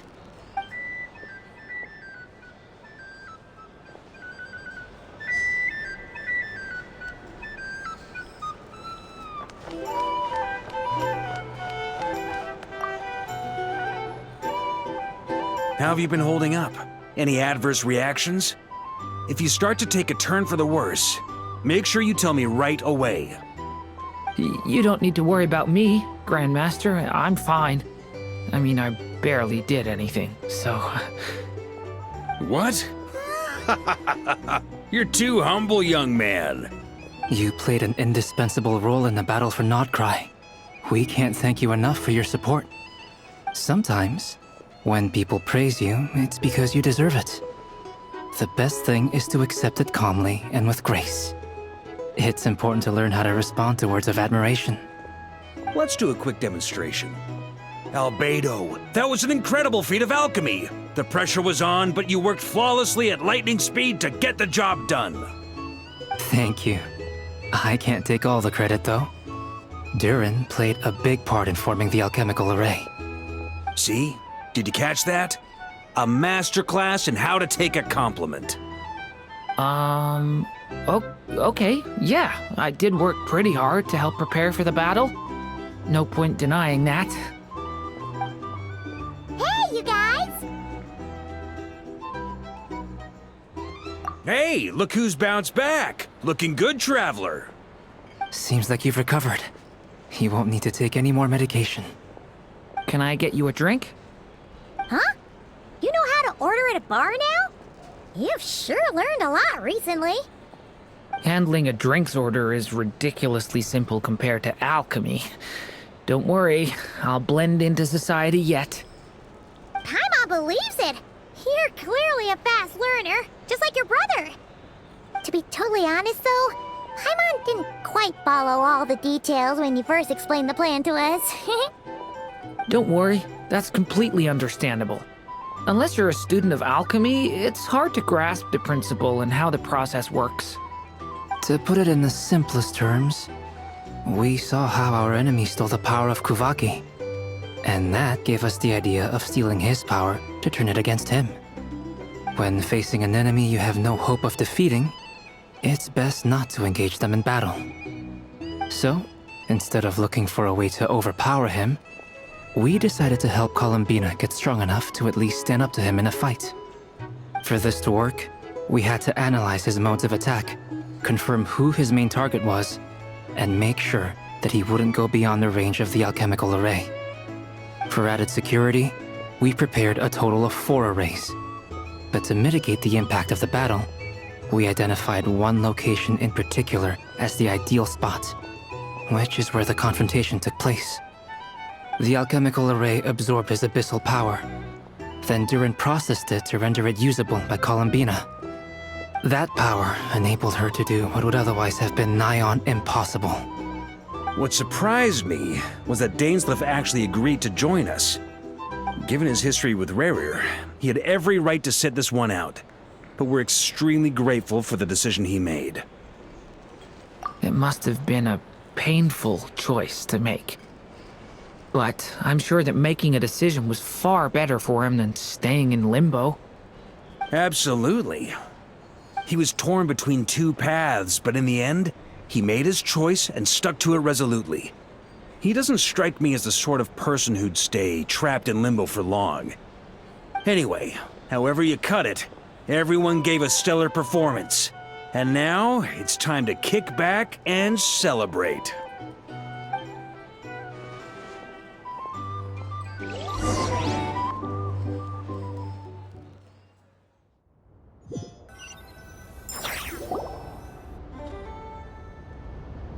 That's the only reason you're here.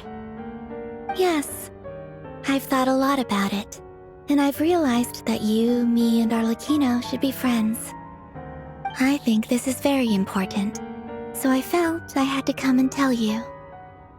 Well, this is a new one. I'm so moved. I can't even hold my teacup. If that's all, you can leave now. Do you not want to be friends with me? Or is it that you prefer being co-workers? What is this, Columbina?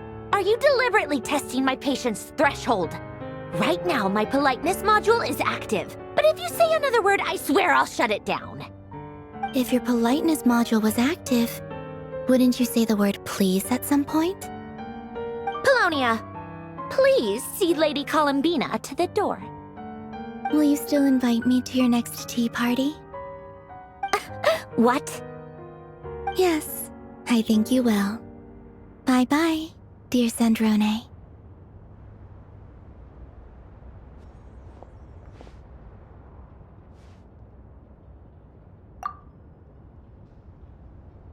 Last time, the Wild Hunt escorted you out. Would you rather I handled it myself this time? We just wanted to, see how you were doing now that it's all over. Why? Out of concern for my safety?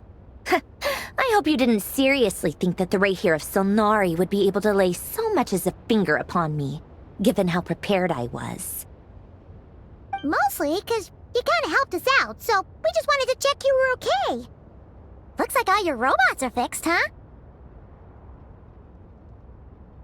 Oh, don't you worry about that. Tea time is already a write-off. The visitor before you managed to kill my appetite. If you're in the mood for tea, go ahead and help yourself. Otherwise, it's going to waste. My coasters are still missing in action, though. Use this notebook instead. Whoa! Pretty hefty notebook. Look at all those calculations. You can ignore those. They're just dumb scribblings. I doodle and write in my free time. Sometimes I remember the distant, dreamlike past. Sometimes I imagine the far-flung future. And other times, I grit my teeth and note down all the crazy nonsense going on in the present. Some people do the crosswords in the newspaper. This is my equivalent of that. Trying to predict the future is like daydreaming, and writing about the present just makes me furious. The past is my favorite. If nothing else, it's already set in stone, so I don't have to rack my brains trying to figure it all out. Huh. Although, having said that, the only vaguely interesting memory in my past is probably that guy they call Lord Artificer. Who else? Pretty much all the mecha and Fontaine are his personal handiwork. Wait, are you saying you know him? Like, personally? As a friend? I mean, I guess we were friendly enough. Yep. In fact, I'm probably the only normal person left who knew him at all. We used to chat occasionally back when he was still around. Before he passed away, he asked me to destroy all his manuscripts. I honored his request, but I did read through everything first before destroying them. I mean, I couldn't let the genius of Lord Artificer Alain Guillotin disappear like that. Would have been such a waste. So, that's where the formulas in your notebook are from? I just told you. Those are my equivalent of crossword puzzles. They're just dumb formulas that I solve for fun when I'm bored. Alain's work was like epic poetry. The formulas in my notebook are just silly little riddles in comparison. Not that there's anything bad about them. I mean, at least, solving those riddles isn't going to hurt anyone. Except me, 'cause I lose a few brain cells in the process. Anyway, while we're on the topic, I might as well tell you about what happened to him and his friends. Alain Guillotin had two close buddies, René and Jacob. They spent their childhood years together in the Narzissenkreuz Institute. They were all quite competitive, so there was some rivalry between them, but it was a friendly rivalry. But beneath the friendship and the rivalry ran something deeper, a sense of nostalgia for the past. Unfortunately, childhood would end, the prophecy would come true, the apocalypse would arrive, and the future would never be. A mad dream that would normally only capture the minds of lunatics began to take root in their hearts. A dream of saving the world. And if René and Alain had been people of lesser wits, that dream would probably have ended up as something for them to joke about in their older years. But alas, they were some of the sharpest minds around. They nurtured that dream with the full power of their intellect, and it grew into something that ate away at their souls. The first of them to fall under its spell was René. Against Alain's wishes, he persisted in experimenting on a mutual friend of theirs to try and save their life. Alain did not approve and parted ways with René. It's complicated. Alain wanted to believe that René only did what he did for the sake of their friendship. But when he told me about what happened, I could tell he still had some suspicions about René's motives. Perhaps the seed that would grow into a nightmare had already sprouted in René's mind. Even then. The next time they met, René's soul had been completely engulfed by the dream of salvation. His futile attempt to change the tide of fate only resulted in a wave that swallowed up the world, even before the apocalypse came. And although that wave died down eventually, I hear that it just recently came back with a vengeance. As I understand, René wanted to live out his dream of salvation once more. But I'm told that the attempted resurgence finally died out for good. At long last, René awoke from his deluded dream. Though of course by then it was far too late. What do you think of René? Do you admire his transcendent genius? His view that any price was worth paying to achieve the lofty goal of saving the world? Or do you despise him? Dismiss him as an evil madman who wrought havoc on the lives of everyone around him as he pursued his delusional dream? Same difference, really. Just a matter of perspective. What a cop-out. But I suspect you'd have a more incisive and insightful answer if we dug into it further. I don't like fanatics who give up their whole lives for their ideology. Nor do I like fools who let their delusions take control. Maybe I could understand if Renee had just been an ordinary person. But he had a sage-like intellect. And still managed to get himself lost in the labyrinth of his own desires. Anyway, that's enough about Renee. Now, moving on to Alain Guillotin, the Lord Artificer. He managed to put a stop to the first storm whipped up by Renee. But after that, Alain lost his friends and family. To his credit, I suppose, the loss of his family and friends was purely a tragic accident. It's not like Alain sacrificed them for his cause or anything. After that, the only thing supporting his work was the same dream that had dragged his closest friend down to the abyss. But although the desire to save Fontaine drove him to found the Fontaine Research Institute, Alain continued to reject any form of transcendental knowledge or power. He was suspicious and fearful of it, having seen the way it had affected his closest friend. I think that formulas and machines derived solely from human intellect were the only thing that gave him a sense of spiritual comfort. Yet Alain's intellect was simply too great. It barely left him space to breathe in his lifetime. Once he realized that the end of his life was approaching, he finally accepted the truth. The Nazissenkreuz Institute needed someone, and a human being, to see its story through to the end. He quit working on his formulas, trading them in for the fairy tales that had played such a formative role in his childhood, but which he barely touched in his adult life. He told me that the director of the Nazissenkreuz Institute used to read those fairy tales to the children as bedtime stories. Apparently, they worked wonders at sending kids off to sleep. I think that all he wanted at that time in his life was to be able to sleep deeply without being plagued by depression.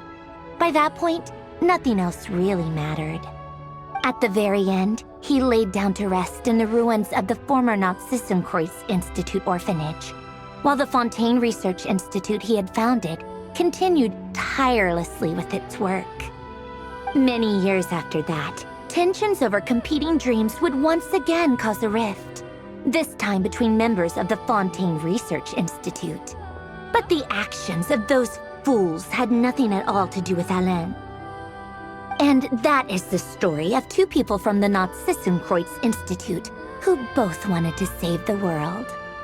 One went all in on his fantasy of salvation without ever looking back, and ended up calmly sinking to the bottom of the deepest sea. The other sought desperately to burn bright in his life, even though he wasn't sure where he was going.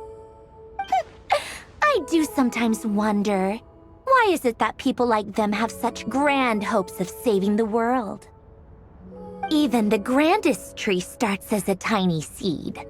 So perhaps, for each of them, their mission to save the world began with a very simple desire: to save themselves.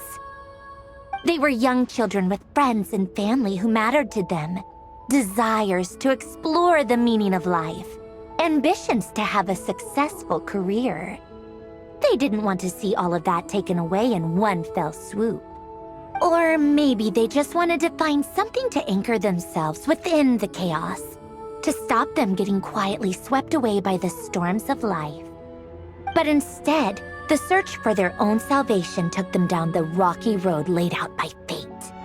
Do you think the desire to save oneself is enough of a justification to try and save the world?